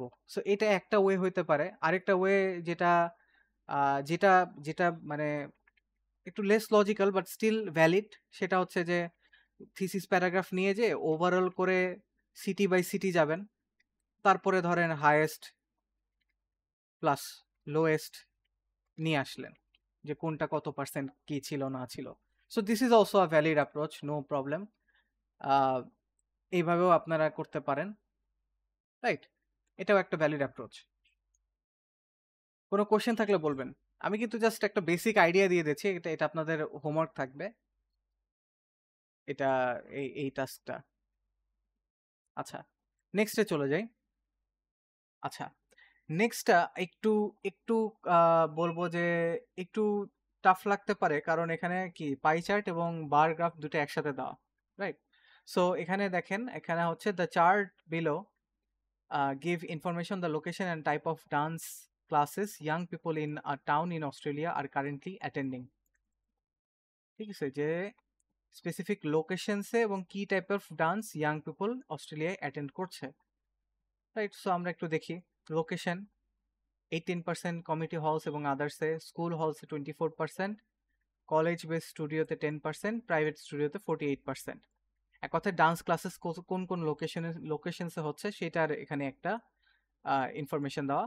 এখন টাইপ অফ ডান্স ক্লাসেস, এখন বাই এজ গ্রুপ কি ডিভাইড করা আছে, যে ব্যালেট কত around 600 people under the age of 11, আর 11 থেকে 16 হচ্ছে অ্যারাউন্ড 300, রাইট? সো এইভাবে কিন্তু আমরা ডাটাগুলোকে কিন্তু ক্লিয়ারলি দেখতে পাচ্ছি। এখন আমাকে কি কি করতে বলছে, যে এগুলাকে সামারাইজ করতে বলছে দুটাকে একসাথে নিয়ে এসে। সো এটা একটু ট্রিকি লাগতে পারে যেহেতু এখানে দুই ধরনের চার্ট দেওয়া। সো ফার্স্ট অফ অল আমরা আবার চলে যাব থিসিস প্যারাগ্রাফে। আমরা চাইলে যে কাজটা করতে পারি, যেহেতু এখানে ওভারঅলে আসলে খুব বেশি ইনফরমেশন বলার মতন নাই, চাইলে আমরা ওভারঅলটাকে এখানে নিয়ে আসতে পারি। থিসিসের পরে জাস্ট ওভারঅলটা বলে দিলাম। ওভারঅলটা যেমন ফর এক্সাম্পল এখানে কি ওভারঅল হচ্ছে যে প্রাইভেট স্টুডিওসতে বেশি হয়ে থাকে, যে হচ্ছে ডান্স ক্লাসেসগুলো প্রাইভেট স্টুডিওগুলো বেশি হয়, এবং মোস্টলি ব্যালেট ডান্স আন্ডার 11-এ বেশি, tap and ballet dance under 11-এ বেশি জনপ্রিয়, আর মডার্ন 11 to 16 এজ গ্রুপের জন্য মডার্নটা বেশি। শেষ, ওভারঅল বলা শেষ। এবার আপনি নিয়ে আসতে পারেন হচ্ছে যে লোকেশন ওয়াইজ নিয়ে আসতে পারেন, ঠিক আছে? লোকেশন বা একসাথেই দিয়ে দেওয়া যায়। লোকেশন এক কথায় হাইয়েস্ট, ওই তো মানে এক কথায় highest lowest, highest plus lowest দুইটার ক্ষেত্রে হাইয়েস্ট লোয়েস্ট নিয়ে আসা যায়। আর তারপরে লাস্টে হচ্ছে সিমিলার যে ভ্যালু, যেমন ট্যাপ ডান্সে, ঠিক আছে, এগুলো সিমিলার কিছু ভ্যালু দিয়ে চাইলে ইয়া করা যায়, অথবা আগেকার মতন just thesis next overall next highest lowest, মানে অনেক স্ট্রাকচারেই আসলে সাজানো যায় যেভাবে আপনি প্রেজেন্ট করবেন আর কি ডেটাটাকে। সো এটা জাস্ট একটা স্ট্রাকচার আমি বলে দিলাম, ঠিক আছে? এটা আরো কয়েকভাবে হয়তো আপনি চাইলে এটাকে সাজাতে পারেন, রাইট? যেমন ওভারঅলটাকেই চাইলে আসলে ওভারঅলটাকে আলাদা প্যারাগ্রাফ করাটাও আই গেস যায়, কারণ যেহেতু দুইটা জিনিস, দুইটা চার্ট আছে এবং দুইটারই ওভারঅলটা একটু মানে একটা প্যারাগ্রাফ আনতে হলে এটাকে নেক্সট ইয়াতে শিফট করাটা I guess more logical. Similar just এই হাইয়েস্ট লোয়েস্টের সাথে একটা সিমিলার জাস্ট উল্লেখ করলে একটা সাইড ফিচার হিসাবে অ্যাড হয়ে গেল। ডান। ঠিক আছে? সো আমাদের ডাটাগুলাকে প্রপারলি বুঝতে পারাটা এবং এপ্লাই করতে পারাটা এবং এই স্ট্রাকচারের মধ্যে ফেলবেন কি করে সেটাই কিন্তু অলরেডি একটা এক্সাম্পল দেখাই দিলাম, রাইট? ওকে, এইবার আমাদের নেক্সট আমরা যেটা যাব আমাদের রুটিন অনুযায়ী যেটা সেটা হচ্ছে যে সেকেন্ড আমি জাস্ট রুটিনটাকে একটু বের করে নেই।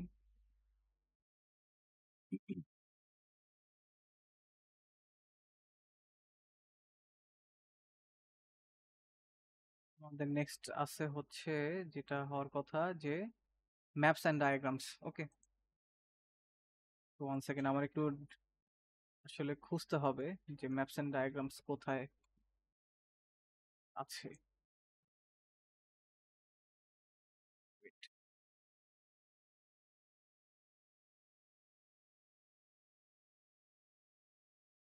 স্ক্রিনটাকে একটু ইয়া করছি তাই।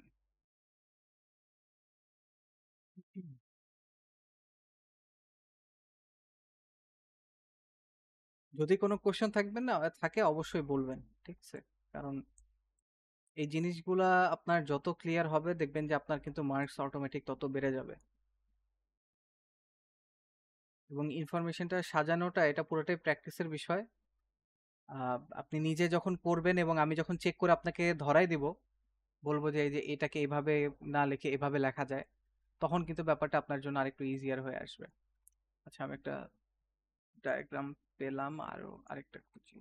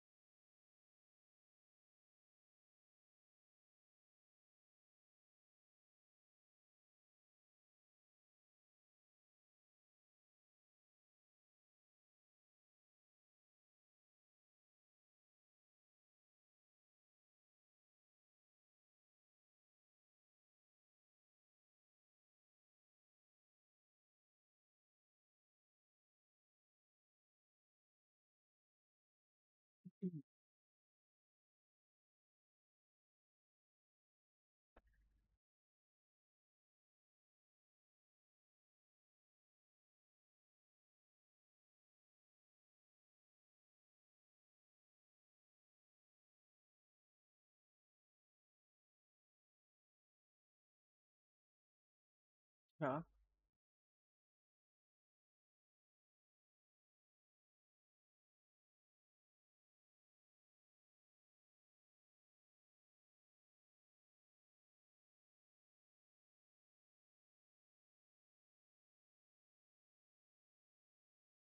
ওকে। আচ্ছা, আমরা লাস্ট মানে আমাদের হচ্ছে bar graph, pie chart, right? এগুলো আমাদের আমরা দেখেছি, লাইন গ্রাফ। এবার আমাদের নেক্সট যে এটা যদিও to be honest pie chart বা বার গ্রাফ এগুলোই মোস্টলি এসে থাকে, কখনো কখনো হয়তো বা ম্যাপ ডায়াগ্রাম বা প্রসেস ডায়াগ্রাম চলে আসে, ঠিক আছে? সো ম্যাপ ডায়াগ্রামের এটা একটা এক্সাম্পল যেখানে আপনারা দেখতে পাচ্ছেন যে 2000 যে ফর এক্সাম্পল একটা এটা হচ্ছে একটা লাইব্রেরির সেকশনগুলো আর কি, ঠিক আছে? যে ট্রাভেল সেকশন, সার্ভিস ডেস, নন ফিকশন, আর্ট, হবিস, কুকারি, রাইট, নিউ বুকস। তো 2000 সালে একভাবে রাখা হতো, তারপরে এখন এসে আরেকভাবে রাখা হয়, ঠিক আছে? আরেকভাবে রাখা হয়। সো এইটার সো এরকম টাইপ অফ কোশ্চেনের কি করতে হয় যে আপনাদের অ্যান্সার করতে হয় যে এখানেও same summarise, report, main feature, compare. So এইখানেও সেম টাইপ অফ কোশ্চেন দেওয়া থাকে, বাট এখানে এই টাইপ অফ কোশ্চেনে মূলত কিন্তু আপনার এখানে ভ্যালিউজ কিন্তু আসে না, রাইট? এখানে কিন্তু ভ্যালুজের জায়গাটা কিন্তু এরকম নাই। সো এইখানে আপনার যে কাজটা করতে হবে যে ম্যাপটাকে যত বেটার ওয়েতে ম্যাপ রিলেটেড বা ন্যাভিগেশন রিলেটেড যে যত ভোকাবুলারি আছে এগুলোর প্রতি একটু আপনার বলা যায় যে একটু ইয়া করতে হবে আর কি, একটু আয়ত্ত রাখতে হবে। কারণ আপনার লিস্টিং এর ক্ষেত্রেও যখন হচ্ছে ম্যাপ আসে তখনও কিন্তু আপনার এই জায়গায় কিন্তু স্টুডেন্টরা স্ট্রাগল করে থাকে, ঠিক আছে? সো এখানে আমাদের থিসিস প্যারাগ্রাফটা আমরা আগের মতোই লিখবো, রাইট? জাস্ট প্যারাফ্রেজ করে লিখে দেবো। ওভারঅল ওভারঅল ওভারঅলে আসলে কিন্তু আমাদের খুব একটা বেশি লেখা নাই। ওভারঅল আপনি বলতে পারেন যে overall the art, hobbies and cookery sections were moved to bring in spaces for tables for readers as well as more, বলা যেতে পারে যে the amount of fiction books have been reduced greatly so that more books regarding art, hobbies, and cookeries can be বলা যেতে পারে যে can be fulfilled in their respective sections, ঠিক আছে? আবার বলতে পারেন যে below the art, hobbies, and below the cookery and fiction section, 3 tables have been set up with 4 seats for multiple people to have a seat and study, ঠিক আছে? So এভাবে কিন্তু আপনার যে ওভারঅল ডিফারেন্সটা, ধরেন বললেন ওভারঅল ডিফারেন্স কি বললেন যে ফিকশনের জন্য এখন আর পুরাটা নাই, এখন এটাকে ভাগ করা হয়েছে, টেবিলস ইন্ট্রোডিউস করা হয়েছে, ঠিক আছে? এবং আপনার নন ফিকশনের জায়গায় ক্যাফে ইন্ট্রোডিউস করা হয়েছে, এবং আগের যে ফিকশন যেখানে ছিল সেখানে নন ফিকশন রাখা হয়েছে। সো এটা কিন্তু আপনার ওভারঅল কিন্তু এটাই। ম্যাপ ডায়াগ্রামের যেমন সুবিধা আছে অসুবিধাও আছে। অসুবিধা হচ্ছে যে অনেক টাইমে আপনি হয়তো বুঝবেন না যে আসলে কি লিখবো, আর সুবিধা হচ্ছে যে ওভারঅল লেখাটা আসলে চেঞ্জেসগুলো লেখাটা অনেক ইজি। সো আপনি যখন ওভারঅল চেঞ্জেসগুলো এভাবে লিখে দিলেন যে হ্যাঁ ফিকশনটাকে ছোট করা হয়েছে, বাকিগুলোর জন্য স্পেস করা হয়েছে, টেবিলস ইন্ট্রোডিউস করা হয়েছে, ক্যাফে ইন্ট্রোডিউস করা হয়েছে, রাইট? ফিকশন যেটা রাইট সাইডে ছিল, বা যদি কখনো আপনার ইয়া দেওয়া থাকে, কখনো যদি আপনার নর্থ ইস্ট ওয়েস্ট যদি দেওয়া থাকে, তখন এটা হবে হচ্ছে নর্থ নর্থ ওয়েস্ট। নর্থ ওয়েস্টে হচ্ছে আপনার সরি নর্থ ইস্টে হচ্ছে আপনার না ওয়েস্টই হবে, আচ্ছা নর্থ ওয়েস্টে হচ্ছে আপনার ইয়া দেওয়া যেখানে ফিকশন ছিল সেখানে এখন নন ফিকশন। সো এটা বলে তারপরে এখন আপনি এক্সপ্লেন করবেন যে এই চেঞ্জেসগুলোকে এলাবোরেট করবেন। যেমন ধরেন আগে ফিকশন যেটা উপরে নর্থে ফুল সেকশনটাই ছিল, এখন সেটাকে যে হচ্ছে ওইটাকে ভাগ করা হয়েছে আর্ট, হবিস, কুকারি অ্যান্ড ফিকশনে, এবং রাইটে যে সেকশন ছিল ফিকশনে সেখানে নন ফিকশন করা হয়েছে। তিনটা টেবিল এবং তার করেসপন্ডিং 4টার মানে সিট আপনার ইন্ট্রোডিউস করা হয়েছে, রাইট? ক্যাফে ইন্ট্রোডিউস করা হয়েছে। এই জিনিসগুলো ধরেন আপনি বলতেছেন যে টেবিলগুলোর নিচে যেখানে আগে নন ফিকশন ছিল সেখানে এখন ক্যাফে, এই জিনিসগুলোকে এক্সপ্লেন করতেছেন, এইটাই কিন্তু আপনার আরেকটা প্যারাগ্রাফ, রাইট? সো মানে ইন্ট্রোডাকশন বা থিসিস প্যারাগ্রাফ, তারপরে আসতেছে ওভারঅল চেঞ্জেস প্যারাগ্রাফ, তারপরে বলতেছেন যে স্পেসিফিক চেঞ্জ এবং এলাবোরেশন বেসিক্যালি যে আপনি আরেকটু ডিসক্রাইব করতেছেন। সো এটা ম্যাপ ডায়াগ্রাম কিন্তু অনেক ইজিয়ার, ঠিক আছে? আপনার ডাটা বোঝা এবং যেহেতু পার্সেন্টেজের ঝামেলা নাই, এই দিক দিয়ে ইজিয়ার। বাট হ্যাঁ, আপনি যাতে পর্যাপ্ত পরিমাণে জিনিস লিখতে পারেন এবং ঠিকঠাক মতন লিখতে পারেন, এইটাকে কিন্তু আপনার ইয়া করতে হবে আর কি, এটাকে হচ্ছে খেয়াল রাখতে হবে। সো এটা গেল ম্যাপ ডায়াগ্রামের ক্ষেত্রে। এরপরে আসি প্রসেস ডায়াগ্রাম। আচ্ছা, প্রসেস ডায়াগ্রামটা, ম্যাপ ডায়াগ্রামটা খুবই রেয়ার, আসে খুবই কম। প্রসেস ডায়াগ্রাম আমি বলবো যে আসে, মোটামুটি আসে, হয়তো বা পাই চার্ট বা বার গ্রাফের মতোই আসে, বা হয়তো একটু কম বেশি হতে পারে, বাট আসে, ভালো পরিমাণে আসে। প্রসেস ডায়াগ্রামটা এই সেম আমরা এতক্ষণ যেগুলোই করলাম সেম জিনিস, জাস্ট এটা একটা প্রসেসের মাধ্যমে কিন্তু বলা আছে, ঠিক আছে? প্রথমে প্যারাফ্রেজ করে যে কিভাবে আসলে রিসাইকেল করা হয় সেটা নিয়ে ফর এক্সাম্পল বলা। তারপরে হচ্ছে এটা হচ্ছে থিসিস প্যারাগ্রাফে যাবে। তারপরে ওভারঅল যে কিভাবে ইউজড ক্যানগুলোকে কিভাবে কালেক্ট করে ক্লিন করে তারপরে হচ্ছে ইভেনচুয়ালি হচ্ছে রিইউজেবল ইয়াতে করা হচ্ছে, ধরেন এগুলা নিয়ে বলা। ওভারঅলটাই আসলে আপনার একটার পরে একটা প্রসেস আপনি যাবেন যে হ্যাঁ প্রথমে ইউজ ক্যানগুলাকে হচ্ছে কালেক্ট করা হয় ডাস্টবিনে বা ট্র্যাশ ক্যানে, তারপরে সেটাকে হচ্ছে ট্র্যাশ ট্রাক বা লরি বা যেটাই বলেন আপনার কালেকশন ভেহিকেলগুলো কালেক্ট করে তারা প্ল্যান্টে নিয়ে এসে cleaning, sorting and shredding is done to the cans. which is then heated and melted and turned into roll, recycling, হ্যান ত্যান। তারপরে ধরেন এটা 2 প্যারাগ্রাফে আসলে প্রসেস ডায়াগ্রামগুলো এমন হয়ে থাকে যে আসলে 2 প্যারাগ্রাফে আপনি কিন্তু কভার দিতে পারবেন। এবং আপনি যদি ওভারঅল প্যারাগ্রাফে যদি খুব একটা বেশি জাস্ট একের পর এক যদি বলে যান, সেই ক্ষেত্রে আপনি 3rd প্যারাগ্রাফে যেয়ে হয়তো আরেকটু স্পেসিফিক হইতে পারেন। ঠিক আছে? যে ক্লিনিং কত পার্সেন্ট, কত রোলিং, কত রোলগুলার সাইজ কেমন হয়, থিকনেস কেমন হয়, ঠিক আছে? রিইউজ করতে পারে, কতখানি রিইউজ করতে পারে, রাইট? এইসব জিনিসগুলাকে আপনি এইভাবে নিয়ে আসতে পারেন। ওকে, সো আমরা একটু নিচে যাই। এই এক্সাম্পলগুলো দেখলাম।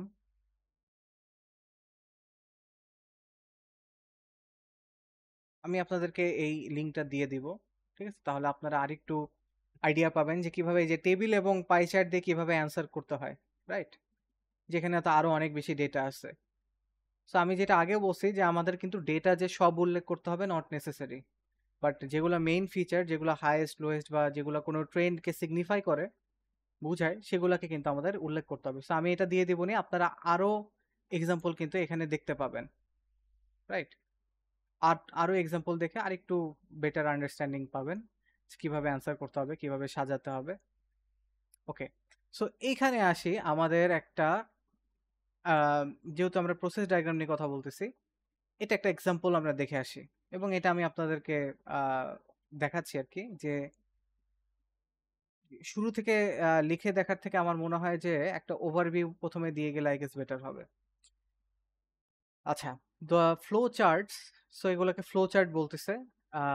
সো ফ্লো চার্টগুলো বেসিক্যালি আপনার প্রসেস ডায়াগ্রামের মতোই আর কি, যে একের ফ্লো চার্ট, প্রসেস ডায়াগ্রামও হচ্ছে এক ধরনের ফ্লো চার্ট, ঠিক আছে? উপরে আমরা দেখলাম যে কিভাবে আসলে রিসাইক্লিং এর ফ্লোটা হয়, সেটা যেমন আমরা দেখলাম, রাইট? ঠিক তেমনি নিচে যে হচ্ছে ডিফারেন্ট এনভায়রনমেন্টাল প্রসেস, খুব সম্ভবত এটা ভিশিয়াস সাইকেল অফ পভার্টি। আচ্ছা, এখানে পভার্টির সাইকেল নিয়ে আসছে। So flow chart, all process diagram আর ফ্লো চার্টস, ঠিক আছে? সো ফ্লো চার্ট আপনি যদি লিখতে পারেন, আপনি প্রসেস ডায়াগ্রামও লিখতে পারবেন, আপনি প্রসেস ডায়াগ্রাম লিখতে পারলে আপনি ফ্লো চার্টও লিখতে পারবেন, ঠিক আছে? সো এটা আমরা একটু দেখি যে summarize the information by selecting, reporting the main feature and making comparisons where relevant. So the flowcharts below show the vicious circles of poverty at the institutional and individual level. So এই যে দারিদ্রতার যে চক্র, the vicious cycle of poverty, এটা institution লেভেলে অর্থাৎ organisational লেভেলে, যে কোনো সংস্থার লেভেলে কেমন হয় সেটার একটা ফ্লো চার্ট দেওয়া, যে lack of critical mass for service and infrastructure, দেখা যাচ্ছে যে সার্ভিস এবং ইনফ্রাস্ট্রাকচার তৈরি করার মতন মানুষ থাকে না। ম্যাস বলতে ম্যাস পিপল বোঝানো হচ্ছে, বা ক্রাউড, জেনারেল পাবলিক বা সিটিজেন বোঝানো হচ্ছে। সো সার্ভিস এবং ইনফ্রাস্ট্রাকচারের জন্য যদি মানুষ না থাকে, তাহলে লো rate of business creation, business তৈরি হবে কম, বিজনেস যদি তৈরি হয় কম তাহলে জব হবে কম, জব যদি কম হয় তাহলে ওয়ার্কাররা চলে যাবে, ওয়ার্কাররা যদি চলে যায় যে তাহলে পপুলেশন ডেনসিটি কমে যাবে, রাইট? এবং পপুলেশন ডেনসিটি যদি কমে যায় তাহলে অবশ্যই মানুষের সংখ্যা কমে যাবে যাদের এই ইনফ্রাস্ট্রাকচার এবং সার্ভিসের জন্য দরকার, রাইট? এটা হচ্ছে ইনস্টিটিউশন লেভেলে। এবার আসি আমরা ইন্ডিভিজুয়াল লেভেলে, যে লো income, low asset and low education. So low income, low asset, low education হলে কি হয়? লো ক্যাপিটাল থাকে এবং ল্যাক অফ নিডেড স্কিল। তার মানে যদি লো ইনকাম থাকে, লো অ্যাসেট থাকে, লো এডুকেশন থাকে, তাহলে কি, যে ব্যবসা করার জন্য যে মূলধন সেটা থাকে না এবং স্কিলসও থাকে না। এবং এটা না, এগুলো না থাকলে কি হয়, আবার জেনারেট, মানে ইনকাম জেনারেট করার ক্যাপাসিটিটাও তখন কিন্তু কমে যায়, এবং সেটা কমে গেলে কি সিকিউরিটি কমে যায়, ইকোনমিক এবং হেলথ রিস্ক চলে আসে, এবং সিকিউরিটি এবং হেলথ রিস্ক চলে আসলে কি মানুষ ডেপ্তে পড়ে যায়, লোনে পড়ে যায়, এবং আরও ইনকাম লস হয়, এবং আরও ইনকাম লস হলে কি লো ইনকাম, আরও লো অ্যাসেটস, লো এডুকেশন। সো এই দুইটা, একটা হচ্ছে ইনস্টিটিউশনাল লেভেলে, একটা হচ্ছে কি ইন্ডিভিজুয়াল লেভেলে, মানে ব্যক্তিগত পর্যায়ে। সো এটাকে দেখি আমরা অ্যান্সারটা কিভাবে দেয়া যায়। The two flowcharts describe circles of poverty, however they look at them from different perspectives. So আমি বলতেছি যে এই দুইটা ফ্লো চার্ট দুইটাই হচ্ছে আমার দারিদ্রতার চক্রের কথা বলতেছে, কিন্তু দুইটা কি, দুইটা দুইটা ডিফারেন্ট পার্সপেক্টিভ থেকে। The first flowchart looks at poverty from an institutional level, while the second looks at it from the perspective of an individual. So প্রথমটা একটা ইনস্টিটিউশনাল লেভেলে দেখতেছে, আর একটা কি একটা ইন্ডিভিজুয়াল লেভেলে ব্যক্তিগত পর্যায় থেকে দেখতেছে। আচ্ছা, আমি চাইলে এই ওভারঅলটাকে আসলে, যেহেতু জাস্ট এক লাইনে, এটাকে চাইলে আমি কিন্তু ফার্স্ট প্যারাগ্রাফের সাথে জুড়ে দিতে পারতাম, তাহলেও হতো। Overall it can be seen that at both levels individual and institutional poverty perpetuates itself. So আমরা যেটা বলতেছি যে আমরা দুইটার ক্ষেত্রেই দেখতেছি যে দুইটাতেই কিন্তু পভার্টি একাই চলতেছে, রাইট? একাই কিন্তু একটার কারণে আরেকটা ঘটতেছে। এটাই কিন্তু ওভারঅল কিন্তু এটাই বোঝাচ্ছে, ঠিক আছে? এখান থেকে আর কিছু বোঝা নাই এখানে, যে পভার্টি যে নিজে নিজে ইনিশিয়েট হয়ে যে একের পর এক ধাপে চলে যাচ্ছে, এটাই কিন্তু দুইটা থেকে আমরা বুঝতে পারতেছি। দুইটাকে এক করে কিন্তু এটাই বলা যায়। এখন এটা এই ফ্লো চার্টগুলো ডিভাইড করা ইজিয়ার হয় এই জন্য যে প্রথমে আমি হয়তো ইন্ট্রোডাকশন লিখলাম, তার সাথে আমি ওভারঅলটাও অ্যাড করে দিতে পারি যদি ওভারঅলটা বেশি বড় না হয়। তারপরে কি আমি প্রথম ফ্লো চার্টের কথা বলবো, সেকেন্ড ফ্লো চার্টের কথা বলবো, শেষ। আমার স্ট্রাকচার শেষ। স্ট্রাকচার নিয়ে আমার খুব একটা মাথা ব্যথা নাই, ঠিক আছে? যেমন এখানে কি প্রথমে the first flow chart explains how poverty results in the lack of critical mass for service and infrastructure, which can lead to lower business creation. This in turn leads to fewer jobs and the moving away of workers so they can find a job elsewhere. If workers begin to move away, then the population density of the cities decreases. আচ্ছা, এখানে grammatical mistake হয়েছে, decrease হবে, which then again influences the lack of a mass needed for the infrastructure. So এই যে আমি just একের পর এক জাস্ট আমি একটা সুন্দরভাবে জাস্ট প্যারাফ্রেজ করে ডায়াগ্রামটাকে বলে দিলাম, right? And so the circle continuous, এবং এভাবেই চক্রটা চলতে থাকে। শেষ, প্রথম শেষ। সেকেন্ডটাতে যদি আমি যাই, the flow charts look at the second flow chart looks at the more personal hardships of poverty, starting with low income, low asset and low education in an individual. ঠিক আছে? তো আমি বলতেছি যে এটা আরেকটু পার্সোনাল লেভেলের প্রবলেমসগুলোকে শো করতেছে। লো ইনকাম, লো অ্যাসেট এবং এডুকেশন থেকে এটা শুরু। Low education leads to a lack of skills and a lack of capital, ঠিক আছে? এডুকেশন কম থাকার কারণে স্কিলস কম থাকে, তার পুঁজি কম থাকে, যেটা which makes it even harder for an individual to generate income, যেটার কারণে সে ইনকাম জেনারেট করতে পারে কম। This provides an individual with low security against economic and health risk and can lead to debt and a further loss of income. এখন লাস্টে আমি চাইলে একটা সেন্টেন্স লিখতে পারতাম যে resulting in low income, low assets and education, thus progressing the continuous cycle.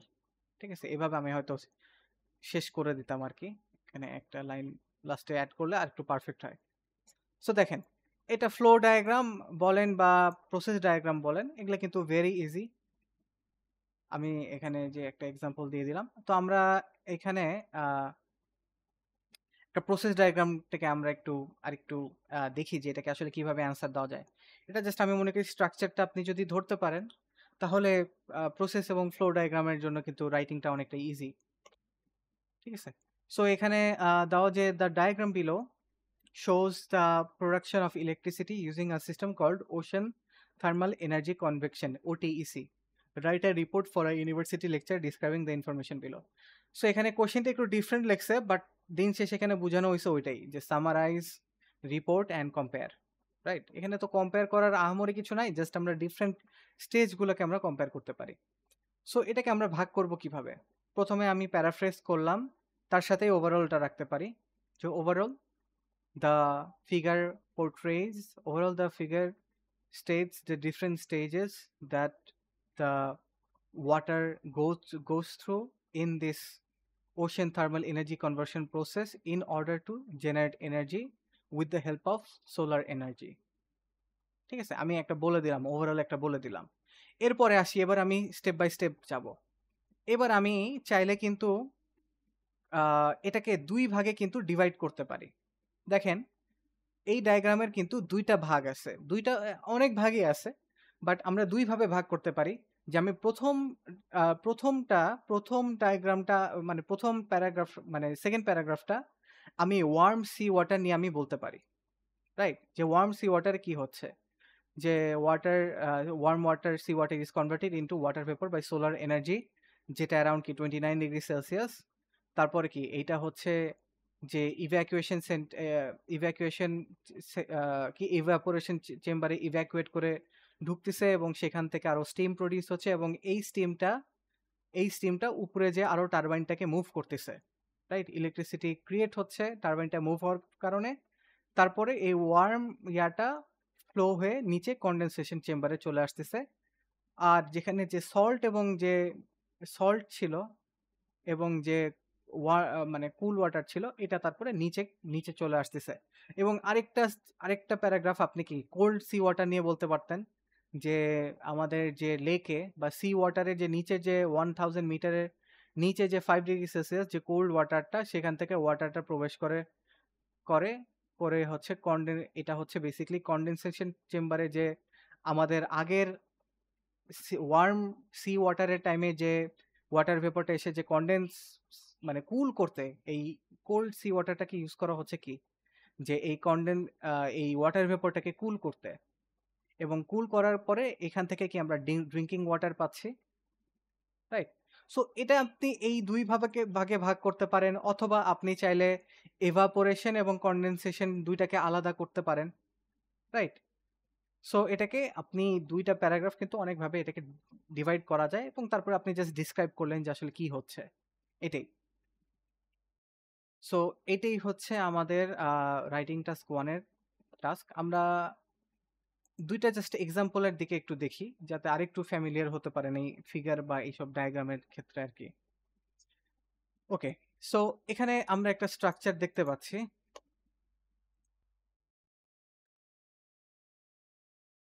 এখানে আমরা একটা স্ট্রাকচার দেখতে পাচ্ছি যে the diagram below shows how instant noodles are manufactured. ঠিক আছে, summarize the information by selecting and reporting the main features and make comparisons where relevant. Okay, so আমরা যে কাজটা করতে পারি প্রথমে, যে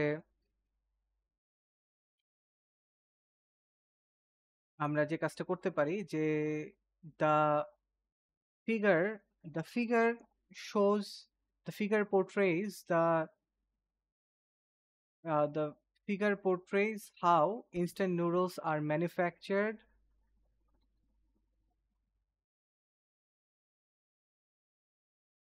starting from storage silos and ending up with labeling and sealing. ঠিক আছে, আমি ডায়াগ্রাম থেকে একটু মেরে দিলাম, যেহেতু আসলে প্যারাফ্রেজ করার খুব একটা কিছু নাই। সো ফিগারে কি করা হচ্ছে, যে কিভাবে হচ্ছে ম্যানুফ্যাকচার করা হচ্ছে ইনস্ট্যান্ট নুডলসটাকে, এবং এটাকে ফ্লাওয়ার স্টোরেজ থেকে শুরু করে কিভাবে এটাকে পরে লেবেল করে সিল করা হচ্ছে, এটা নিয়ে কি আমরা হচ্ছে এই ফিগারটা এই জিনিসটাকে পোর্ট্রে করতেছে বা ইলাস্ট্রেট করে দেখাচ্ছে আমাদেরকে। Overall it shows how simple flowers are made into how simple flowers are turned into noodles, into doughs, and then noodles, and cooking them in a way and placing them so that they can be turned into instant noodles, which are lastly labeled and sealed. ঠিক আছে, overall ভাবে আমি বলে দিলাম যে এখানে flower থেকে প্রথমে ডো হয়ে কুক হয়ে তারপরে আরো কিছু জিনিস অ্যাড হয়ে কিভাবে লেবেল হয়ে সিল হচ্ছে গেল। ঠিক আছে, এটা কিন্তু আমার কিন্তু অলরেডি একটা বেসিক্যালি এটা কিন্তু আমার ফার্স্ট প্যারাগ্রাফ বলা যেতে পারে। এবার আমরা চাইলে দুইটা প্যারাগ্রাফে এটাকে ভাগ করে নিতে পারবো। সেটা কিভাবে? আমরা চাইলে এখানে কয়টা স্টেপ আছে, 8টা স্টেপ আছে। তো সো আমরা 4টা স্টেপকে একটা প্যারাগ্রাফে নিয়ে আসি, আর 4টা স্টেপকে আমরা পরের প্যারাগ্রাফে নিয়ে গেলেই কিন্তু আমাদের প্রসেস ডায়াগ্রাম কিন্তু হয়ে যাচ্ছে।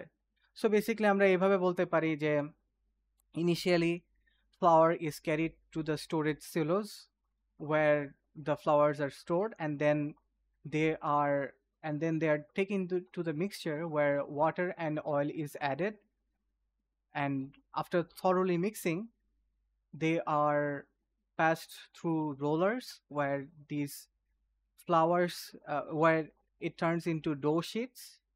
ঠিক আছে, the dough sheets are then cut into strips using machines বা এভাবে কিন্তু আরেকটু এলাবোরেট করে আরেকটু মানে বলা যায় যে আরেকটু সুন্দরভাবে এই জিনিসগুলোকে কিন্তু ঘুরায় পেঁচে একটু বড় করে একটু লেখা যায় আর কি। ঠিক আছে, এবং তারপরে বলবেন যে হচ্ছে next the dough shapes are transported to the disc shaped noodle maker where each strip are turned into discs which are then passed submerged in cooking oil so that they are properly cooked and then they are dried to leave off the oil. After drying, the noodles are then placed in cups where the vegetables and spices are also added at the top, which are then passed through labeling and sealing where the packaging is done, thus producing instant noodles. না, আমি just একটু মুখে মুখে যতদূর মানে বলা যায় আর কি আমি বলে দিলাম আপনাদেরকে যে কিছুটা এরকম হবে আর কি। ঠিক আছে, ওকে। এবার আসি, এটা একটু দেখতে টাফ মনে হয় বাট কিন্তু আসলে কিন্তু ব্যাপারটা ইজি। ঠিক আছে, এবং এরকম টাইপ অফ ডায়াগ্রামগুলো থেকে লেখার মানে সুযোগটাও থাকে বেশি। সো এখানে কি বলতেছে যে diagram below shows how a biofuel called ethanol is produced. So এখানে আমরা বলতে পারি যে the figure shows the figure which is basically a flow chart illustrates how ethanol which is a how a biofuel comma ethanol is produced by different ways in nature uh, different ways in nature শেষ। Overall, this is a process where we take different parts, different ingredients from nature and turn them into biofuel after a lot of processing and after going through a lot of stages. ঠিক আছে, so এভাবে আপনি বলে দিলেন। এবার আপনি কি করবেন, এবার আপনি ডায়াগ্রামটাকে ভাগ করবেন। সো দেখেন এখানে কিন্তু কয়েকভাবে আমাদের ইথানলটা প্রোডাকশনে কিন্তু কয়েকভাবে যাচ্ছে। যে প্রথমে যে এনার্জি সানলাইট থেকে প্ল্যান্টস অ্যান্ড ট্রিজ, এটাকে দুই ভাগেই ভাগ করতে পারবেন। ঠিক আছে, যে প্রথমে Sunlight energy, trees and plants energy পায়, গ্রো করে with the help of Sunlight and taking in carbon dioxide. These plants and trees are then harvested and the trees and plants are then processed in a preprocessor to extract the cellulose which are then taken to a processing plant এটাকে আর একটু better ভাবে হয়তো বলতে পারবেন। তারপরে in the processing plant the fibers cellulose are broken down into sugar chains of sugar where microbes are added in order to turn this sugar into ethanol.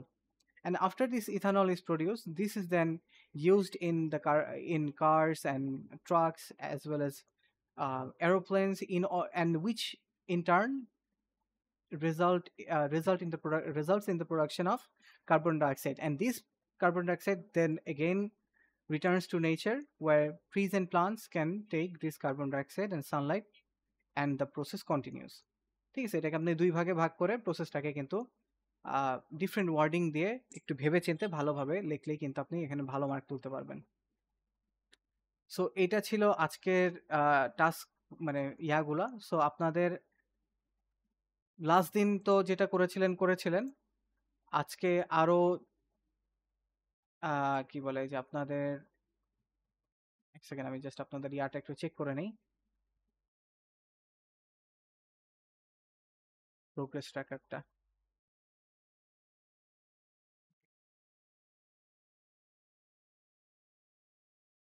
কারো কোনো question থাকলে বলবেন।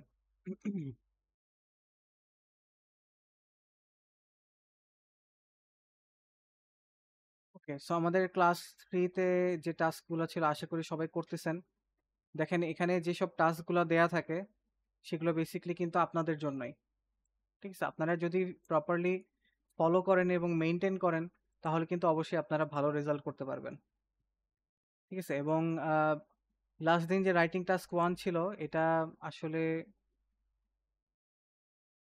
এখানে মানে ম্যাক্সিমামই করেননি।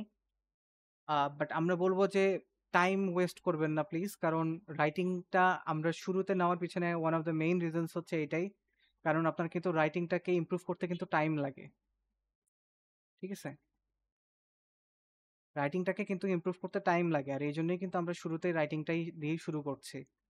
কারণ আপনারা যেন সেই টাইমটা পান। রাইটিংটা যদি আমরা সিরিয়ালি যেয়ে যদি লাস্টে আনতাম, তাহলে কিন্তু অনেক কিছুই কিন্তু আপনাদের জন্য প্র্যাকটিসের এই টাইমটা কিন্তু থাকতো না। ঠিক আছে? সো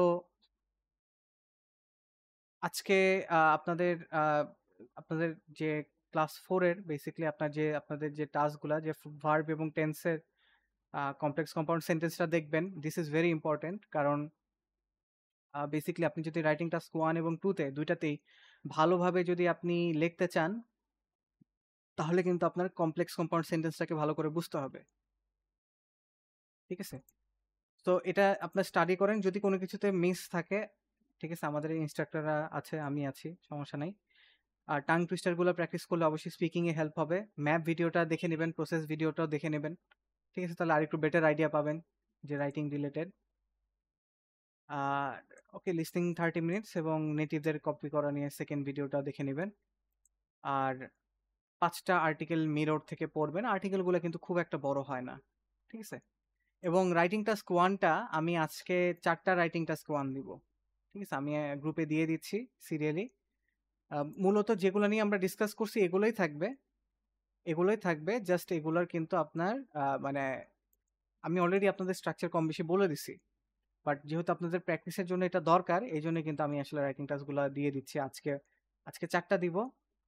বেশি মনে হতে পারে, বাট আসলে আপনার আসলে প্র্যাকটিসটা দরকার। এইজন্যই আমরা আসলে বেশি দিব। কারণ নেক্সট ক্লাসগুলোতে কিন্তু আসলে আ বলা যায় যে আপনাদের রাইটিং টাস্ক 2 টা শুরু করব। সো তখনও আপনাদের গ্রামারে আরো কিছু বিষয় চলে আসবে। আরো কিছু মানে কিছু কিভাবে লিখতে হয় না লিখতে হয় এইসব জিনিস আরো কিছু জিনিস এড হবে। সো ওখানে তো হেল্প হবেই। বাট আপনি যদি নিজে প্র্যাকটিস না করেন তাহলে কিন্তু আপনি এই ইনফরমেশন গুলাকে ঠিক মতন সাজানো এবং নিয়ে এসে লেখা এটা কিন্তু আপনাদের জন্য টাফ হয়ে যাবে। আর এইজন্যই আমরা কিন্তু এত জোর দিয়ে বলি। আচ্ছা, আচ্ছা ঠিক আছে। যদি কোনো কোয়েশ্চেন না থাকে তাহলে আমরা এখানেই শেষ করব। আর আমি 4টা যে বেসিক্যালি রাইটিং টাস্ক থাকবে সেটা আমি গ্রুপে দিয়ে দিব। কোনো কোয়েশ্চেন থাকলে করতে পারেন। আশা করি গত ক্লাসের থেকে আজকে আরো অনেক বেশি ক্লিয়ার যে মানে বিষয়গুলা যে কিভাবে লিখতে হবে রাইটিং টাস্ক 1 এবং কিভাবে মার্ক বাড়বে। দেখেন টাস্ক অ্যাচিভমেন্ট করাটা কিন্তু অনেক ইজিয়ার। ঠিক আছে? আপনার লেক্সিক্যাল রিসোর্স এবং গ্রামাটিক্যাল মিস্টেকস গুলাকে ঠিক করলেই আপনার কোহিরেন্স এন্ড কোহিশনেও কিন্তু অনেকটা মার্ক চলে আসবে। সো এটাকে আসলে অতটা কঠিনভাবে দেখার কিছু নাই। আপনি যদি একবার এটার if you get the hang of it যে কিভাবে আসলে অ্যান্সারটা করতে হয় যদি একবার বুঝে যান, তখন কিন্তু আপনার প্রপারলি লেখাটা কিন্তু আরো অনেক আ মানে ইজিয়ার হয়ে যাবে এবং টাইমও কম লাগবে। আমি হয়তো অনেক জিনিস ভেঙে দেখাচ্ছি। এইজন্য হয়তো মানে স্লো যাচ্ছি। বাট এটাকে কিন্তু আপনার কিন্তু আমার স্পিডে করলে হবে না। ঠিক আছে? আপনার কিন্তু ফাস্ট করতে হবে জিনিসগুলা। ওকে, যদি কোনো কোয়েশ্চেন না থাকে তাহলে আজকে এই পর্যন্তই রাখবো। আর যদি কোয়েশ্চেন থাকে তাহলে করতে পারেন।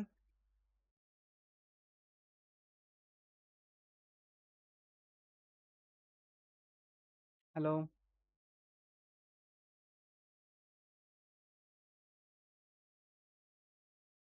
কোনো কোয়েশ্চেন আছে কি? না ভাইয়া, আপাতত কোনো কোয়েশ্চেন নেই। আচ্ছা, সেটাই থাকলো কথা যে আপনারা অবশ্যই ট্রাই করবেন। ঠিক আছে? এবং আশা করি যে আমি আমার সর্বোচ্চ চেষ্টা করছি যাতে আপনাদেরকে যত সিম্পল ভাবে জিনিসগুলো বোঝানো যায়। ঠিক আছে? কারণ বুঝতে পারলে আপনি একবার যখন আপনি ধরতে পারবেন তখন কিন্তু দেখবেন যে রাইটিং টাস্ক 1 আসলে কোনো বিষয় না। ভাইয়া আমি আমার একটু প্রবলেম শেয়ার করতাম, সেটা হচ্ছে জি আমার জি একাডেমিক্স এর কারণে আমার হচ্ছে এই পড়াগুলো কন্টিনিউ করতে প্রবলেম হচ্ছে। মানে আপনি হয়তো খেয়াল করবেন যে আমি একটা কাজও কমপ্লিট করতে পারি নাই, গত উইকে অসুস্থ ছিলাম তাই করতে পারি না। এখন হচ্ছে কন্টিনিউয়াসলি আমার ভার্সিটিতে কুইজ চলতেছে এন্ড এত প্রেশারের কারণে আমি কাজ করতে পারতেছি না। বুঝতে এখন পারছি। আমি কি করতে পারি আমি বুঝতে পারতেছি না। মানে আমি তো ভাবছিলাম যে আমি হয়তো কন্টিনিউ করতে পারবো সবকিছু ঠিকভাবে, কিন্তু আমার প্রবলেম হচ্ছে। এই ক্ষেত্রে আচ্ছা মানে আমি কি করতে পারি যদি একটু আপনারা সাজেস্ট আচ্ছা করতে আমি পারতেন। একটা সাজেশন যেটা দেই, আপনার যেহেতু এখন ইউনিভার্সিটির এক্সামস চলছে এবং আপনি বেশি টাইম দিতে পারছেন না, সো আমি সাজেস্ট করব কি আপনার দেখেন আমাদের টাস্কগুলো যেভাবে সাজানো, ঠিক আছে, আমাদের টাস্কগুলো যেভাবে সাজানো আপনি কিন্তু মানে টাস্কগুলোকে ডিভাইড করে নেন। যেটা ধরেন আমাদের তো উইকলি 3 ডেজ ক্লাস রুটিনে, ঠিক আছে, তো যে কারণে আপনারা কিন্তু মাঝে কিন্তু একটা মিনিমাম 1 ডে কিন্তু ফ্রি টাইম পাচ্ছেন, ঠিক আছে। আমি বলবো যে নিজের ডে থেকে 30 মিনিটস অন্তত বের করেন, ঠিক আছে, 30 মিনিটস দেন। পরে যখন আপনার এক্সাম কমে যাবে তখন আপনি প্রেশারটা বাড়িয়ে দিলেন, তখন আপনি যেটা রিকভার করার সেটা রিকভার করলেন, তখন একটু বেশি টাইম দেওয়ার পরিস্থিতি হলো তখন দিলেন, ঠিক আছে। বাট প্রত্যেকদিন 30 মিনিটস আহ, নিজে বের করেন, যে টাইমটা ধরেন আপনি প্র্যাকটিস করবেন, ঠিক আছে, 30 মিনিটস দেন। যে আমরা তো অনেক ভাইয়া কিছুতেই 30 মিনিটস, হ্যাঁ হ্যাঁ বলেন। হ্যাঁ ভাইয়া, 30 মিনিটস তো অনেক কিছুতে আমরা ওয়েস্ট করে ফেলি, এরকমও আছে। কিন্তু ভাইয়া মানে ব্যাপারটা হচ্ছে এরকম যে আমার ক্লাসের রুটিনটাই অনেক বাজে। যে আমি দেখা যাচ্ছে যে আমার ক্লাস শেষ হচ্ছে 5:45-এর দিকে, আমি বাসায় আসতেছি 8টায়। দেন আমি এই যে এসে ক্লাসে জয়েন করছি, এখন আমার কালকের জন্য পড়া পড়তে হবে। মানে সবকিছু একদম একসাথে হয়ে যাচ্ছে, মানে আমি কোনোটাই গুছায় উঠতে পারতেছি না। দেন মানে এমন যদি হতো যে এটা উইকলি 2 দিন ক্লাস হচ্ছে তাও হয়তো আমি কিছুটা সময় পাইতাম, কিন্তু 3 দিন হওয়াতে আমার কাছে মনে হচ্ছে যে আমি একটা জিনিস শেষ করতেছি তারপরে আরেকটা হয়ে যাচ্ছে। তো হুম হুম, এর মাঝখানে আমি আর পড়ার সুযোগটা পাচ্ছি না। বুঝতে তো পারছি।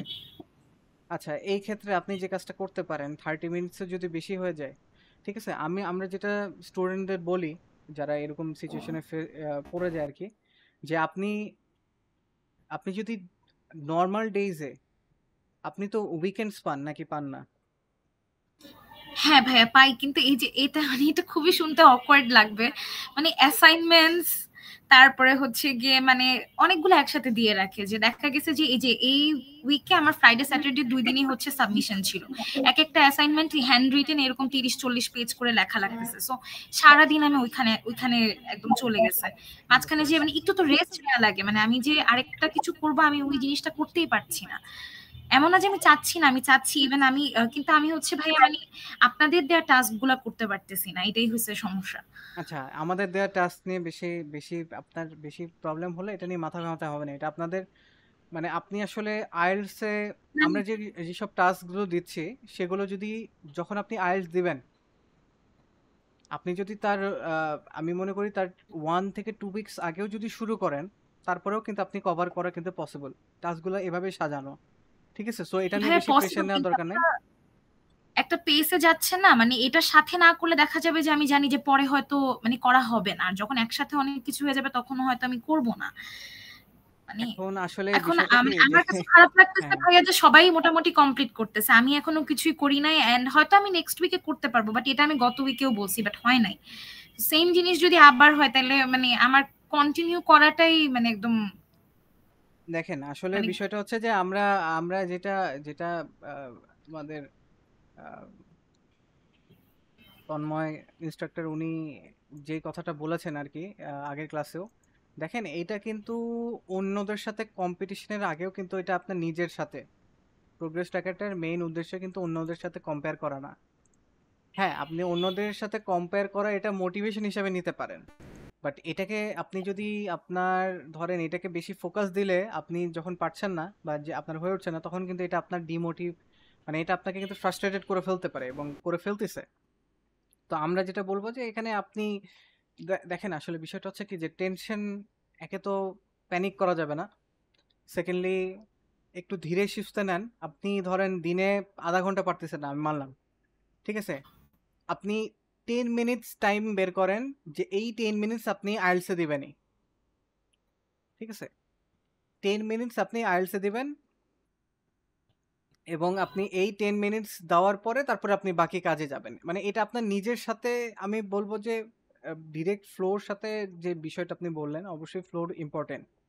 ঠিক আছে? বাট আপনি যদি অলরেডি আপনি যখন দেখবেন যে আমরা এভাবেই সাজাইছি যে যখন আমাদের হচ্ছে পড়ানোগুলো শেষ হয়ে যাবে, আপনি যখন প্র্যাকটিসে আপনার যখন পরে যখন আপনি টাইম পাবেন, তখন আপনি যখন শুরু থেকে টাস্কগুলো করবেন এবং রেকর্ডিংগুলো আমরা এই জন্যই প্রোভাইড করতেছি যেন আপনারা আবার রিভিজিট করতে পারেন এবং কোথাও যদি বুঝতে সমস্যা হয় আমরা কিন্তু সেখানেও জোর দিব।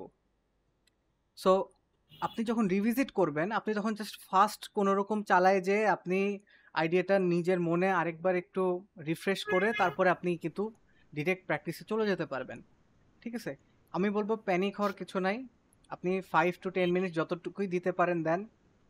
ঠিক আছে? অন্তত যাতে এটা আপনার কাছে প্রত্যেকদিন মনে হয় যে না আমার তো অন্তত 5 মিনিটস বা 10 মিনিটস তো আইএলটিএস এ দিতে হবে। কারণ আমি আইএলটিএস এক্সামে মানে আমি আইএলটিএস এক্সামটা দিতে চাই। ঠিক আছে? এতটুকু আমি বলবো 5 to 10 মিনিটস অন্তত নিজেকে এতটুকু কনভিন্স করা যতই ট্রাবলস থাকুক। ঠিক আছে? এবং পরে যখন আপনার কাছে টাইম থাকবে তখন আপনি রেকর্ডিংগুলো দেখে একবার রিফ্রেশ করে তারপরে আপনি ধরেন টাস্কগুলো একটার পর একটা গেলেন। ঠিক আছে? যখন আপনার কাছে টাইম থাকবে এবং আপনি যখন এক্সাম দিবেন তখন আপনার তো টাইম করতেই হবে, না হলে তো আপনি এক্সাম দিতে পারবেন না।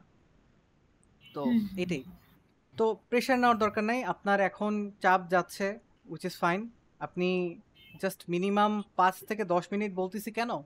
যেন যেন আপনার এটা একটা হ্যাবিটের মতন কাজ করে। পরে যখন আপনি অন্যান্য জিনিসগুলো করে যাবে আস্তে আস্তে যেন আপনি আইএলটিএস এর টাইমিংটা বাড়াতে পারেন। ঠিক আছে? ওকে ভাইয়া।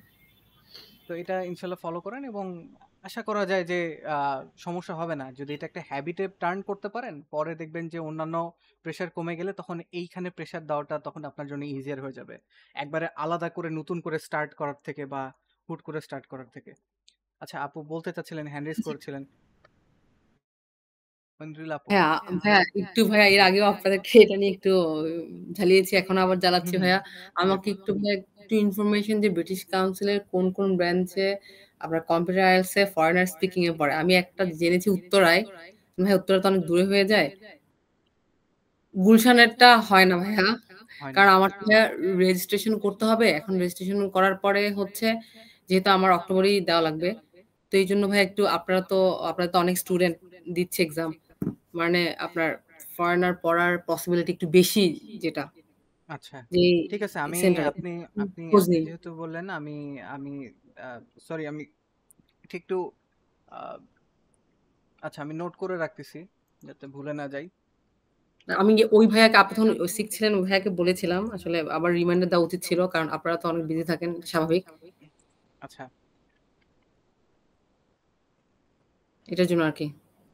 আচ্ছা ঠিক আছে, আমি আমি নিজেও খোঁজ নিব এবং তাকেও আস্ক করবো নি সে যদি জেনে থাকে।